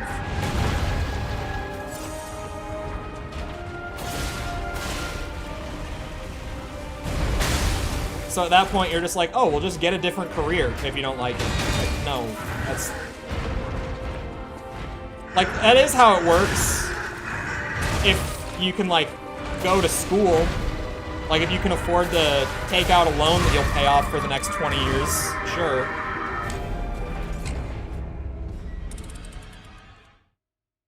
There's a lot of companies affected. I don't know what to not play, or... I just wouldn't worry about it. How do you weigh what you're interested in with what your viewer base wants? Everything that I'm on there, I'm interested in. The only thing with that poll specifically is, like, I'm not sure if I'm gonna do Ace Combat next, only because I feel like I want to branch away from AC a little further than that with the next one. But it is like Ace Combat would still be very high on the queue, so to speak.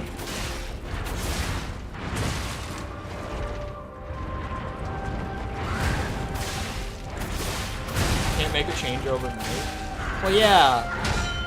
But also, like I said, just saying get a different career is when you're already established. Because these aren't like, you know, people trying to get a career in the acting industry.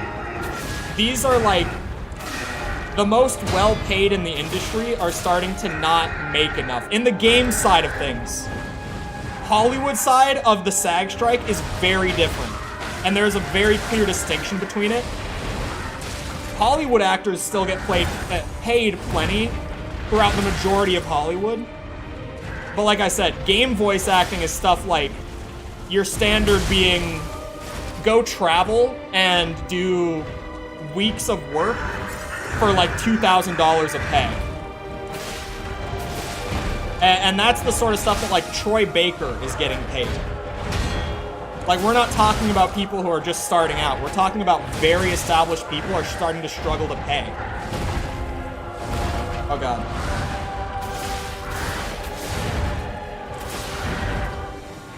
The market decides value.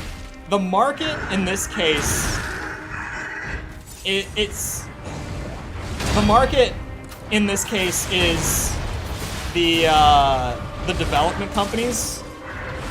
But that's not a great way of looking at it, because I know that that's like what people mean when they say the market decides the value. What we should be judging as the market is the games industry, which is, in the US alone, $1 billion industry. Like, the value is more than there to get paid more than like $2,000 for weeks of your time.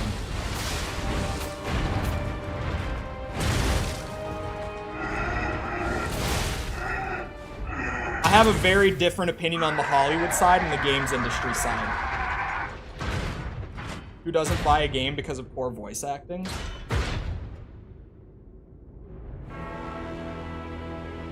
Oh, is this gonna be a second health bar? Oh, of course it is. What are you? Oh, no, it's not. Never mind. What? Oh, yes, it is. Never mind.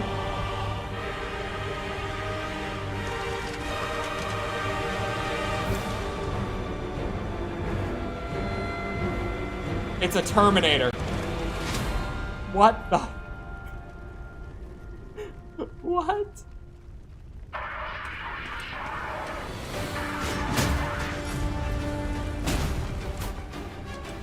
Romeo, King of Puppets?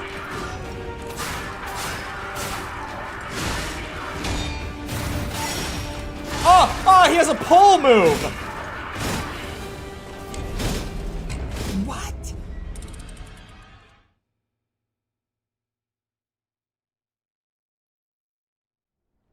What? You have to weigh the risk of the potential pay not being high enough to pay off the living costs? Well, the reason for the strikes, Mikkel, is that pay has gone down, specifically in the gaming industry, and even on the Hollywood side, specifically with Disney. Disney has been paying less for actors. Like, even, it's not like they're paying less adjusted for inflation. Like, their flat rate has gone down. And that's happened in the games industry as well with, again, companies like Activision, EA, Riot, Naughty Dog.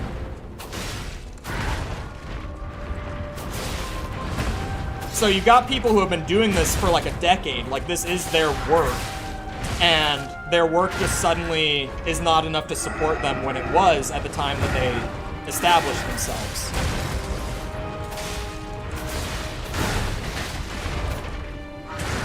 Oh god.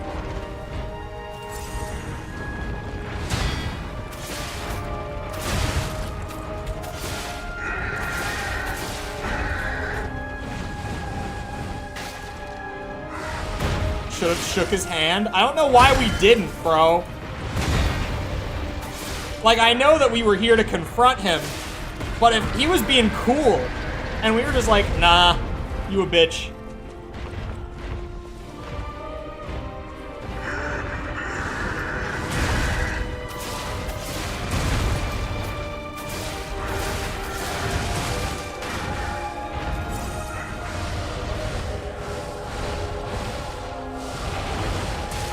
Oh, I need to dodge away. Oh, that's a Fury. Okay.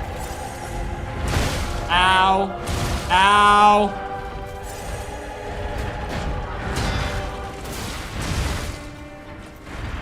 "20-second ad? Wait, 20-second unskippable?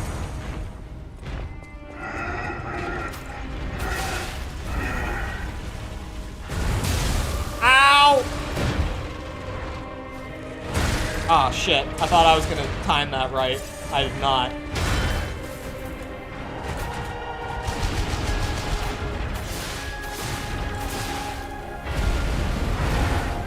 Return means of production to work.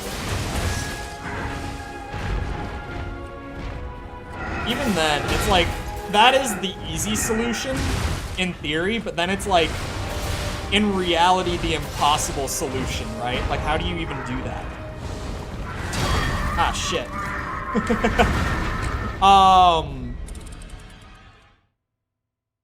Yeah, it's, I don't know. The solution is like, pay the people who make your product for you a reasonable amount so that they can live off of their work. That's the easy solution. But that's the solution that for some reason is like impossible. It's wild to me.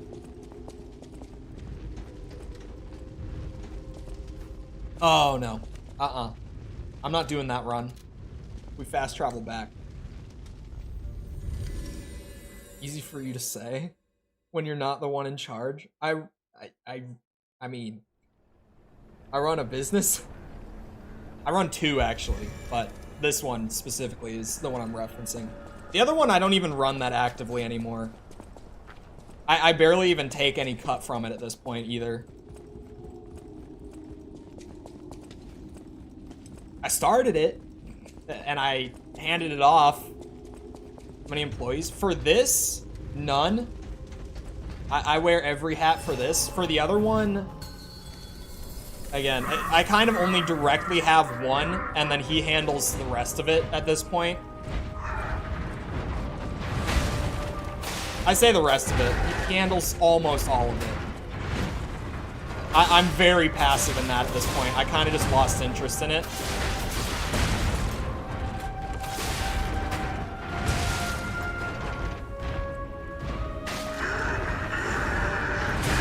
Ow.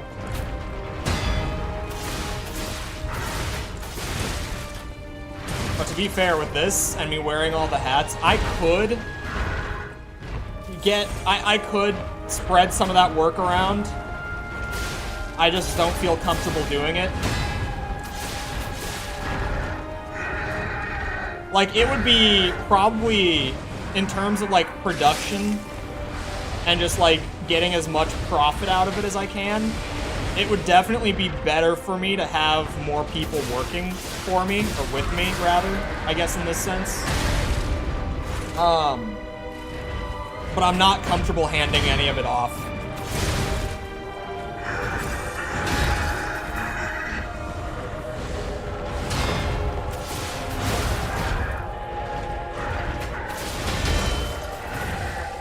You're supposed to double parry that. All right. Sweet.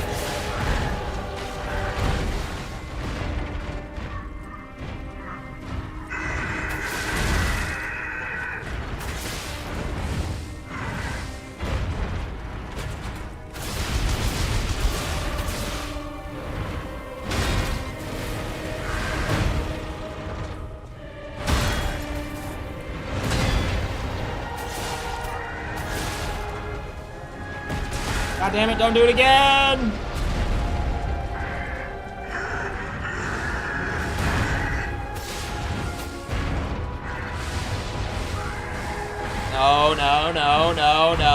Oh wait, you jumped away? That should have hit me. Largely overpaid and it's not always been like this. Well, yeah, that's also, like, you know, to get to a very core point of it, like, we're at a point where the average CEO is making, like, 40 times what their lowest paid employee does. And that was just not a thing 30 years ago, or if it was a thing, it was incredibly uncommon, but now it's fairly standard. It's not a matter of we can't afford to pay these people. It's a matter of I won't pay these people more because then I would have to get paid less. And it's not a matter of needing the larger pay. It's a matter of wanting the larger pay. That's a very core piece of it. Especially when it comes to the Hollywood side right now. But also with some of the gaming stuff, Activision specifically, Bobby Kotick actually makes 70 times what his lowest paid employee gets paid. And that's full-time employee. That's not even part-time.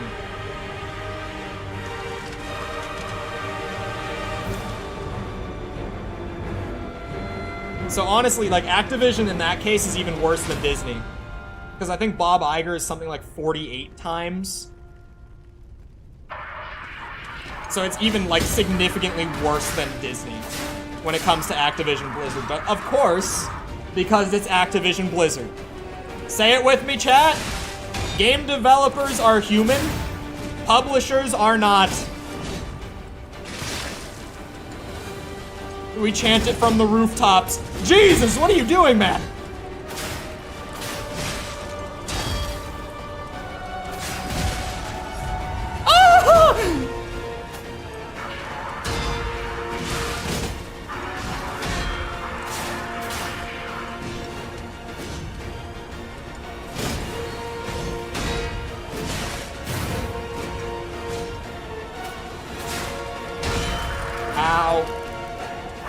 Phase 2 music, but a lot of people there are overworked. Yeah, even like when it comes to like, oh, I could go to Japan, then it's just like, in Japan, the work culture there is kind of the trade-off. Like, you trade not getting paid shit here for like actually giving up your whole life to work there, because Japan's work culture is really, really bad.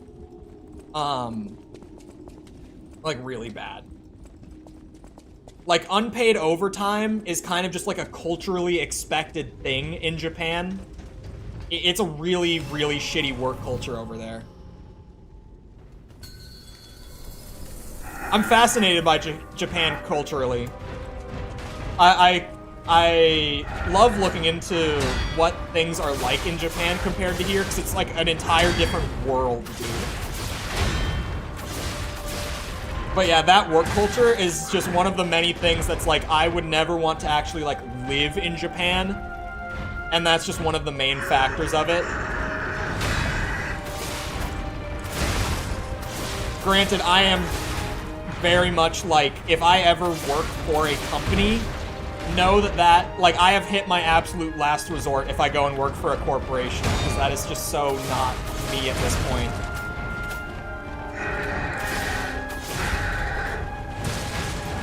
I mean, the people who have been here for a while know it well enough. I'm just so, like, against the idea of it that I'm genuinely like, yeah, I'll make my own money. I'll figure it out. See ya. It's just not a setting that I work well in. I've been there, done that. I know it doesn't work. I work great when it's just me. I go full workaholic when it's just my thing, but working for a company, I barely get anything done.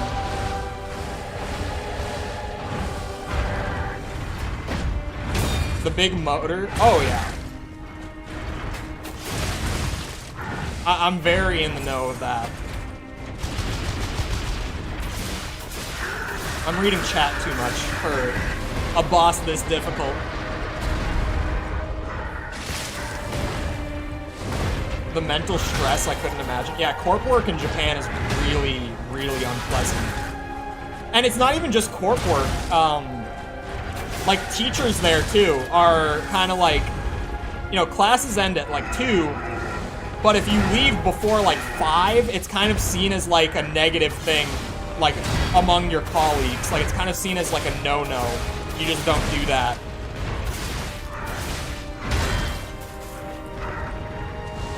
It's a general work culture thing. It's not even just corporations. That's just kind of how Japan looks at it. Culturally. Fascinating country. I could not live in it, though. Like, their culture is just so unique. They need more drugs to cope. You'd think.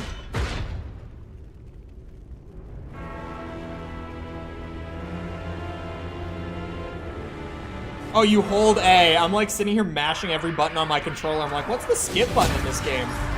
He has a great intro. They don't want you living there either. They probably don't. I genuinely am like, I don't even know if I would want to visit, because I feel like I would be the obnoxious American in every room.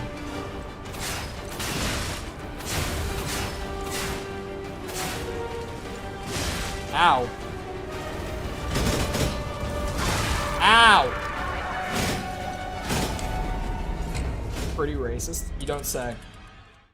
Like, one of the big factors for it too is trying to find a place to rent as a foreigner is really miserable, because I think it's something like 70% of rental properties in Japan will instantly deny you on your application if you're a foreigner.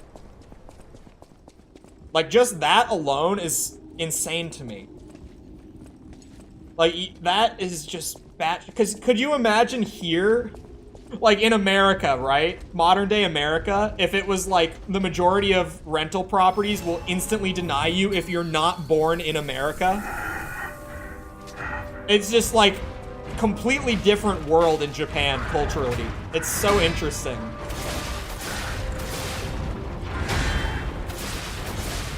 I was greedy again.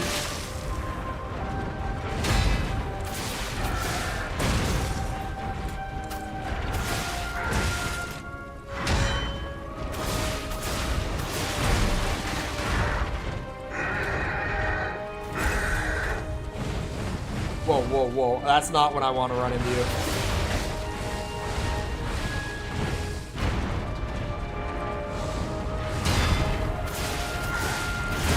Damn it. I need to go just 2 stabs at a time.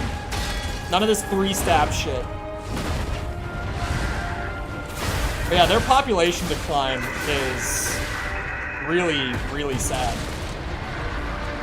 I'm sure that they'll find a way to manage it at some point. I actually saw a thing where they recently just added like new tax incentives to have more than 2 kids in Japan, like within the last few months.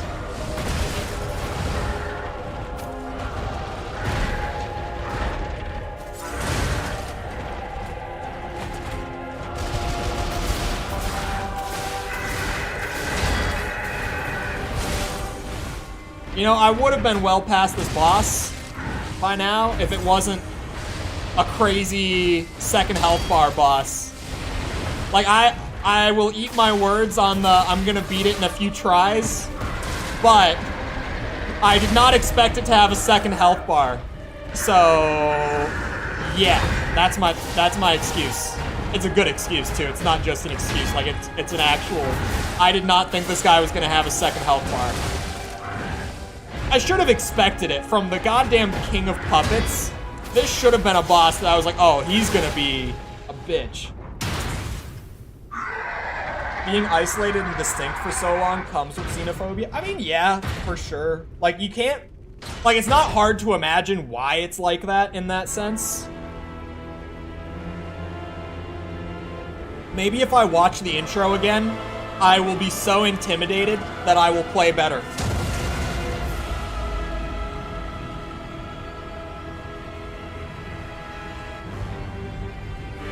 Is that a thing in South Korea? I don't know really anything about South Korea, actually.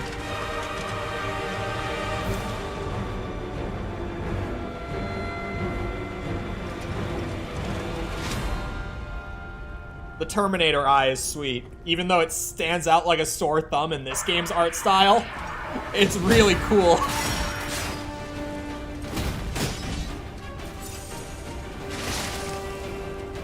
Come here, Romeo.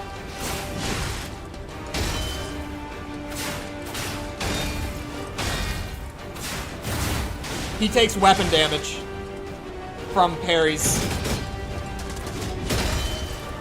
Parries are the way to go. If I can break his scythe, I'll be a lot better off.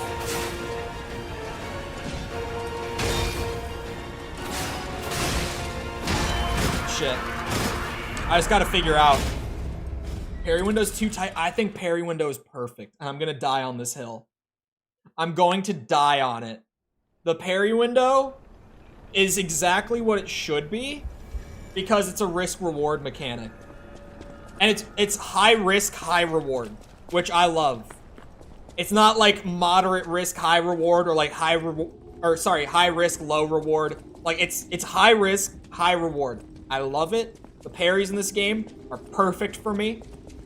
And I will die on this hill. 8-frame parry window for life. How old am I? 32? Hey, frequent chatters, do not answer. People who know my age, do not answer.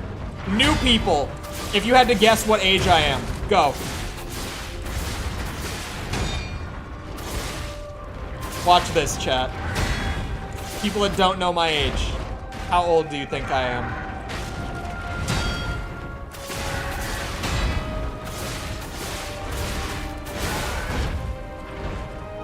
Good luck, fellas.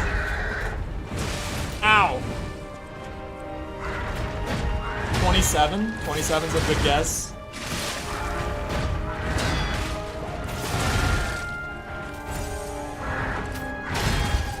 Wait, is False, are you still here? I don't know how old False thought I was before she found out how old I am, but I know that it shocked her, so I would want to know what she thought I was age-wise. That would make this more fun. I guess 32 is, unless it's a meme, the actual guess for floating eyeballs. I'll let this linger until, at least, until I die, clearly. Hold on.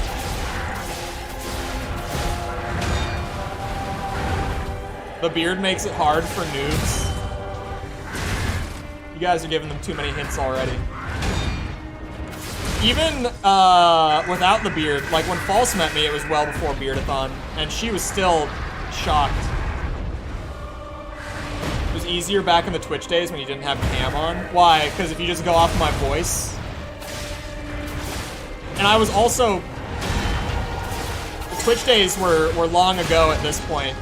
You gotta remember, Mikkel, how long ago that actually was. I'm 21. That's not a shit post either.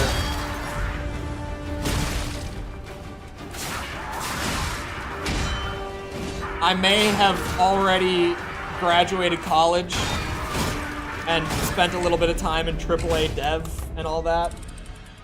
But I'm 21. You also just sounded younger. Man, my voice, it's because I used to speak from where you should. Now I speak from my throat, so my voice sounds a lot younger, like, right now than it did even then, in my opinion. Like, if you only go off voice alone.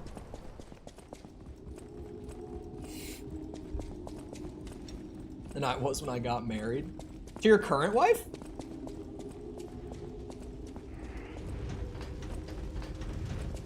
I'm just checking because, like, you know, generally getting married at, like, 18, 19... It's a little less consistent. Only reason I ask. Current wife? I don't know. I'm just checking. I'm not saying that I think you have more than one. But I'm saying.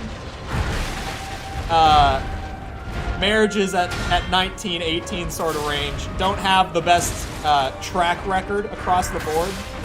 Third wife.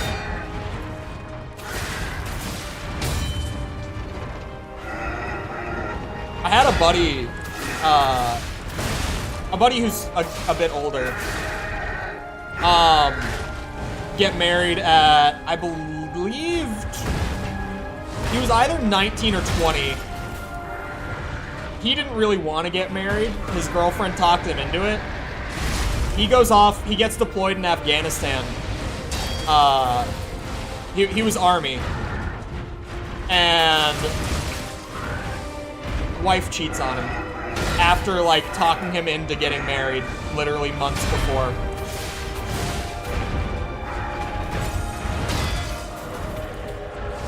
My third for 5. I can't tell if he's joking or not. Oh, he literally sent, okay, he sent the legit answer and then the meme answer. Just got engaged to my 4th a month ago. Corn's got the sister wives. Ah, shit.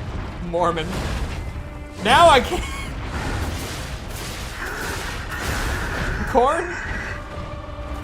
Corn's saying he's Mormon. You see, I almost feel like, oh god. He could not be memeing, and it would shock me. But at the same time, that could be the kind of curveball that he would throw out of nowhere.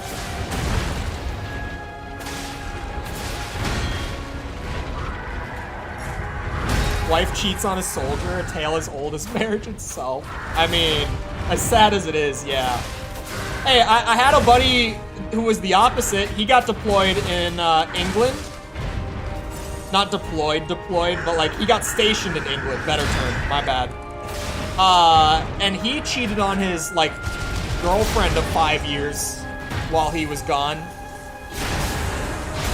And they, like, his sergeant at the base found out and told his family, told, like, his parents. And then his parents told his girlfriend's parents, who then told her. It was a disaster situation. This cheating thing wouldn't be a problem. I don't know why we're all so attached to this. I don't know. I feel like there's less attachment to it now, but it's still like vast majority are monogamous. I mean, I'm monogamous. I'm like not even an interest in otherwise in polyamory, right?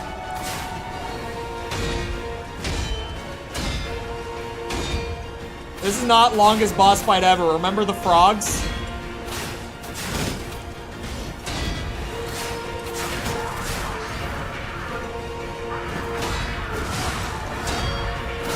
His second phase has a second phase! When does it end?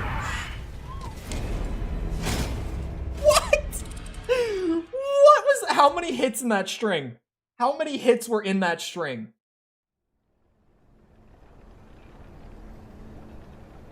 How many hits were in that string? Every attack. I was like, that's the last one. He's done. It's over. One more. Till I see your tiny arms. My what now? False, how old did you think I was before you knew how old I was? I was shocking the new people with my age. How old did you think I was before I told you how old I was? 23? That's not as old as most people tend to think I am. So I'll take it.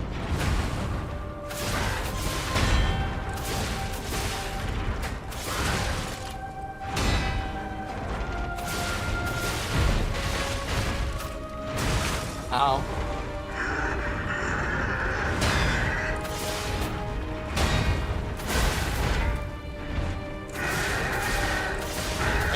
Younger than me.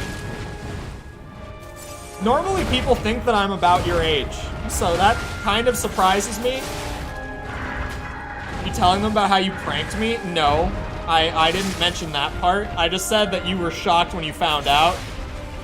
The full story behind False finding out how old I actually am was while I was on her stream, which, by the way, her community is 18 plus. While I was on her stream, I was like, oh yeah, people always think I'm older than I am. And then I saw the opportunity for the prank. And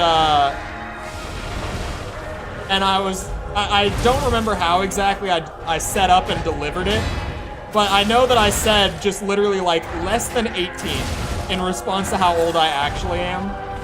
And she like froze. She had a moment where she felt like she had been had. Like somehow a minor had slipped onto the stream, snuck his way in. And then I was like, nah, I'm 20. At the time. 20 at the time. Oh god. I can drink now. There's frog fight? No, I'm talking about the Jedi Survivor frogs. People just know when I say the frogs. Most of the time. Everyone just knows. When I say the frogs, everyone knows. It's way too much fun.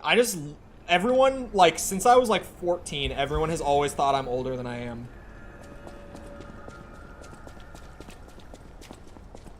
Takes before you give up on a boss.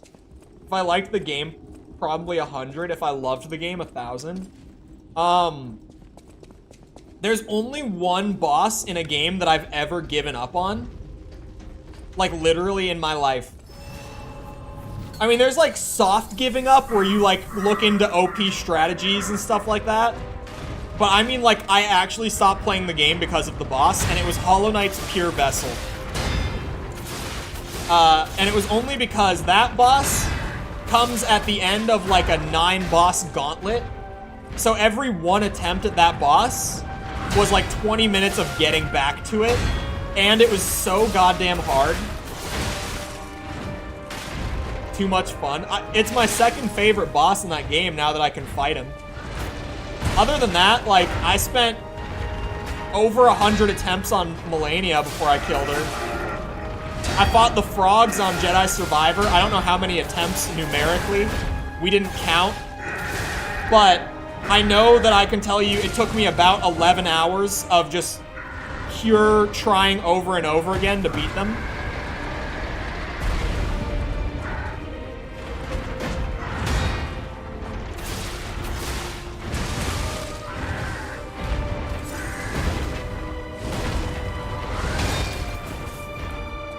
I never bothered fighting. Oh, Nightmare King Grim is one of my favorites in Hollow Knight, too.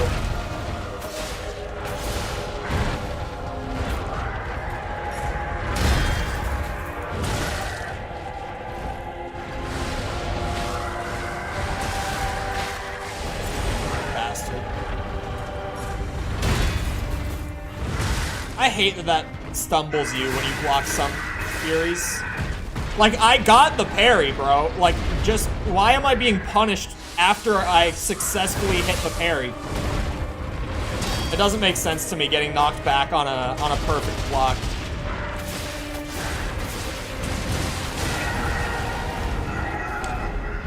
I just got comboed for half my health bar. That was the fastest death that has hit me so far in this game. Probably should knock you back, but I am Geppetto's puppet. Okay? Geppetto's puppet. Like a standard block, maybe, but I feel like with the perfect block, I shouldn't... The reward should be more than just you don't take damage. I should get like a counter hit as well in that time frame. At least one. Considering I'm using the fastest moveset weapon in the game, I should have time for at least one. But that block, like, he recovers in the time that I recover on a perfect block. And I think that's bullshit. That I get, like, no hit back after a perfect.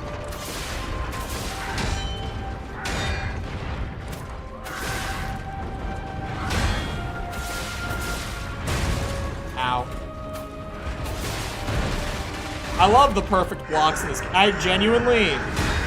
Perfect block is my favorite part of the core gameplay of Lies of P. It's just some moments I'm like, man, let me like get something good from it. Because sometimes you just get nothing out of it other than, oh, you didn't take a quarter chunk of your health bar from that attack. And that would be fine if it was a block, but I'm hitting it perfectly. within 8-frame windows. Why am I getting punished? No, I'm saying it's high risk, high reward. But then there's some attacks that will throw you back even if you take the risk and succeed. And I think that's bullshit. There are some attacks that are high risk, no reward, like this one. That exact Fury attack is high risk, no reward. And that sucks. But generally, the mechanic is perfect. He has a couple attacks that are a good example of it. I can show what I mean. Hold on. With the high reward part specifically. The rewarding part of perfect block isn't just that you take no damage. It's that you're perfectly in position to get damage back the instant that their attack is over. That's the reward from it. So, like, his big... Here, I'll hope that he does it right away. Do the big spinny one. Not that one. That one works, but give me the big... Yeah. That, I'm literally standing right where I can hit him immediately. So, I could dodge that and not take damage, but then I wouldn't literally be standing on top of him with a knife, right? If I dodge, I don't have time to hit him back. That's the high reward part, is literally being poised to hit him immediately. And you get less recovery frames on a perfect, too. So that's clearly what they were going for with it. That attack is just really easy to parry, so I can show it off.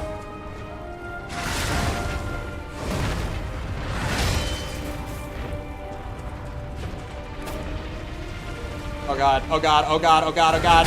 Ah, I got stuck on the table. Soft gave up on Ultimate Zenaida and Last Raven.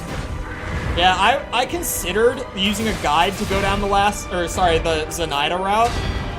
Because I was like, maybe I could do that as a compromise. Since I'm only gonna do one run, I could just do the hardest one. Because I know that it's like completely universally agreed that that's the hardest one. But then I kind of just wanted to like make the choices organically and see where I ended up. And I thought that that would be better, at least for the sake of like just doing a one-off review of it. I do think that it was ultimately better to do it that way.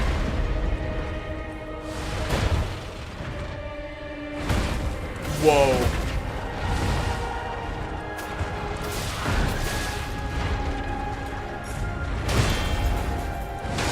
Yeah, that is so bullshit. That not only do I not get to hit him back because of it, he gets to hit me back before I have time to do anything else in between. Like, somehow, I hit a perfect parry, and he is at advantage after. It's still his turn after I hit a perfect parry. That attack is just horseshit.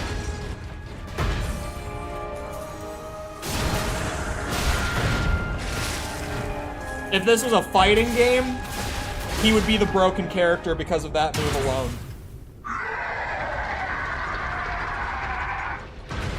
Definitely planning a playthrough where I only scale vitality, vigor, and capacity. And only perfect guard everything. No damage scaling. It's crazy, but go for it. The 20-foot guy, then. The red attacks, Mikkel, are undodgeable. They're parry only, which is why it's extra horseshit. That one, they're supposed to be undodgeable. That one clearly is not. I've dodged it like every time. That kick attack that Romeo's got.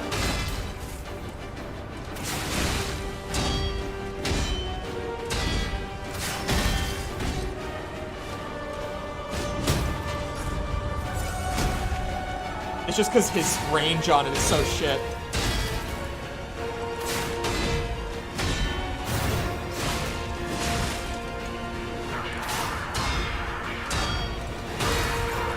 I don't know what to do when he hooks you. Do you just dodge away, maybe? Oh, I got greedy. Oh! Me first. It's my turn. Come on now. There's a rhythm here. You gotta stick with it. Oh my god. I was not in the rhythm. I think I do just dodge that. I can't block it. Why is that not a Fury if you can't block or parry it? Shouldn't that be labeled as a Fury in gameplay? If you dodge back, it won't hit you. Oh wait, no, it's not a Fury because you can only dodge it. I'm surprised they don't have any like special attack indicator for that, considering they have the Fury attack indicator. Parry these nuts and bolts. I would scale weapons and max out amulets. Okay.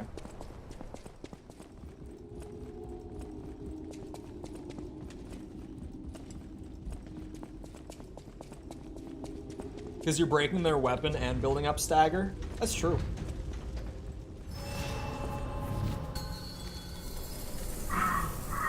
This is the run. This is the run right here. You ready? King of Puppets? More like bitch of puppets, am I right?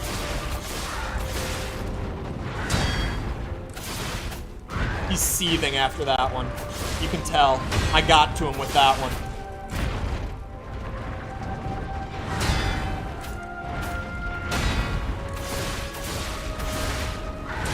Oh, hello. Oh, there's a second one. It's almost like I've been doing this fight for like 30 minutes or more.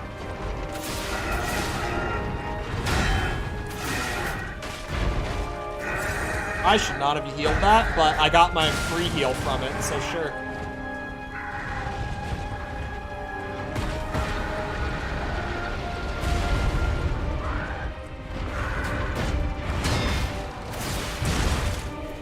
I was ready for it too. I was just timing poorly. Oh god. Oh, the recovery is so... I don't know how to recover out of the Clam Bird. It might just be a bad idea to use it in this fight, honestly. Maybe that's why I haven't been using it.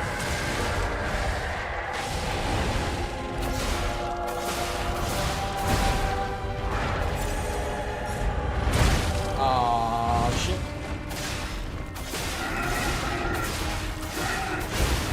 Oh! Huge! Rip Bozo. Come here.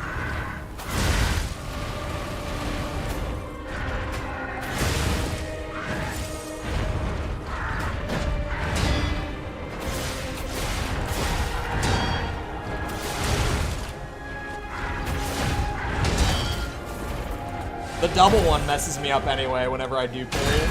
Shit.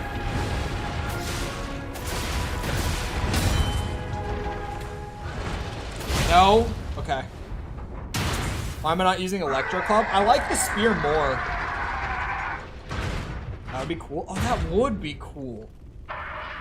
Oh, wait, it does? That's sweet. Because you can read it. It just, you know, you have to focus on it.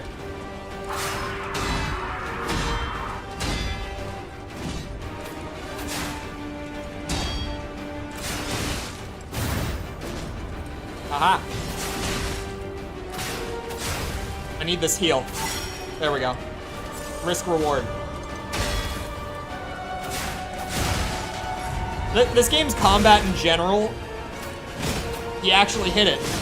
Has amazing risk reward mechanics. I think that's why I like it so much.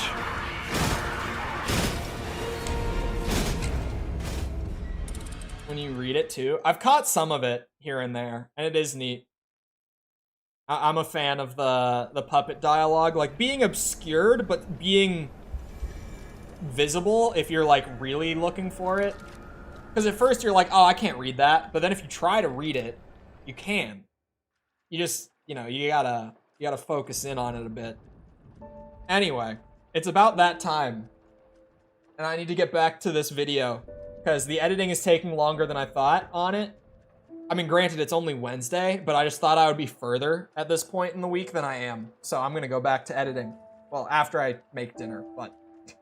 Anyway, I hope you guys enjoyed. If you did enjoy, and you haven't done so already, feel free to go ahead and leave a sub. We're doing this.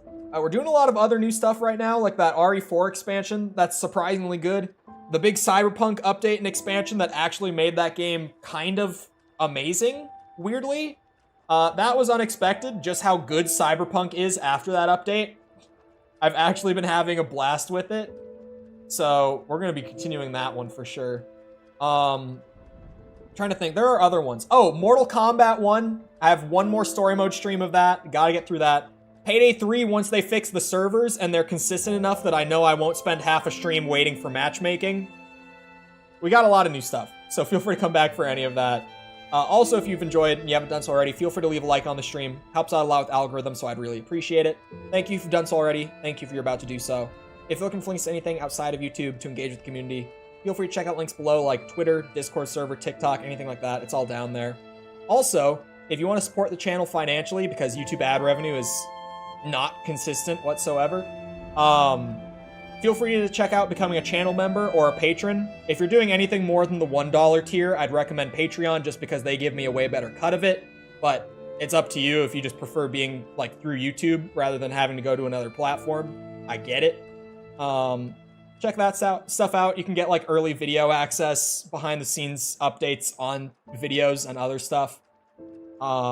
There will be some members and patron only polls soon about content stuff. So have an eye out for that if you are a member or a patron as well.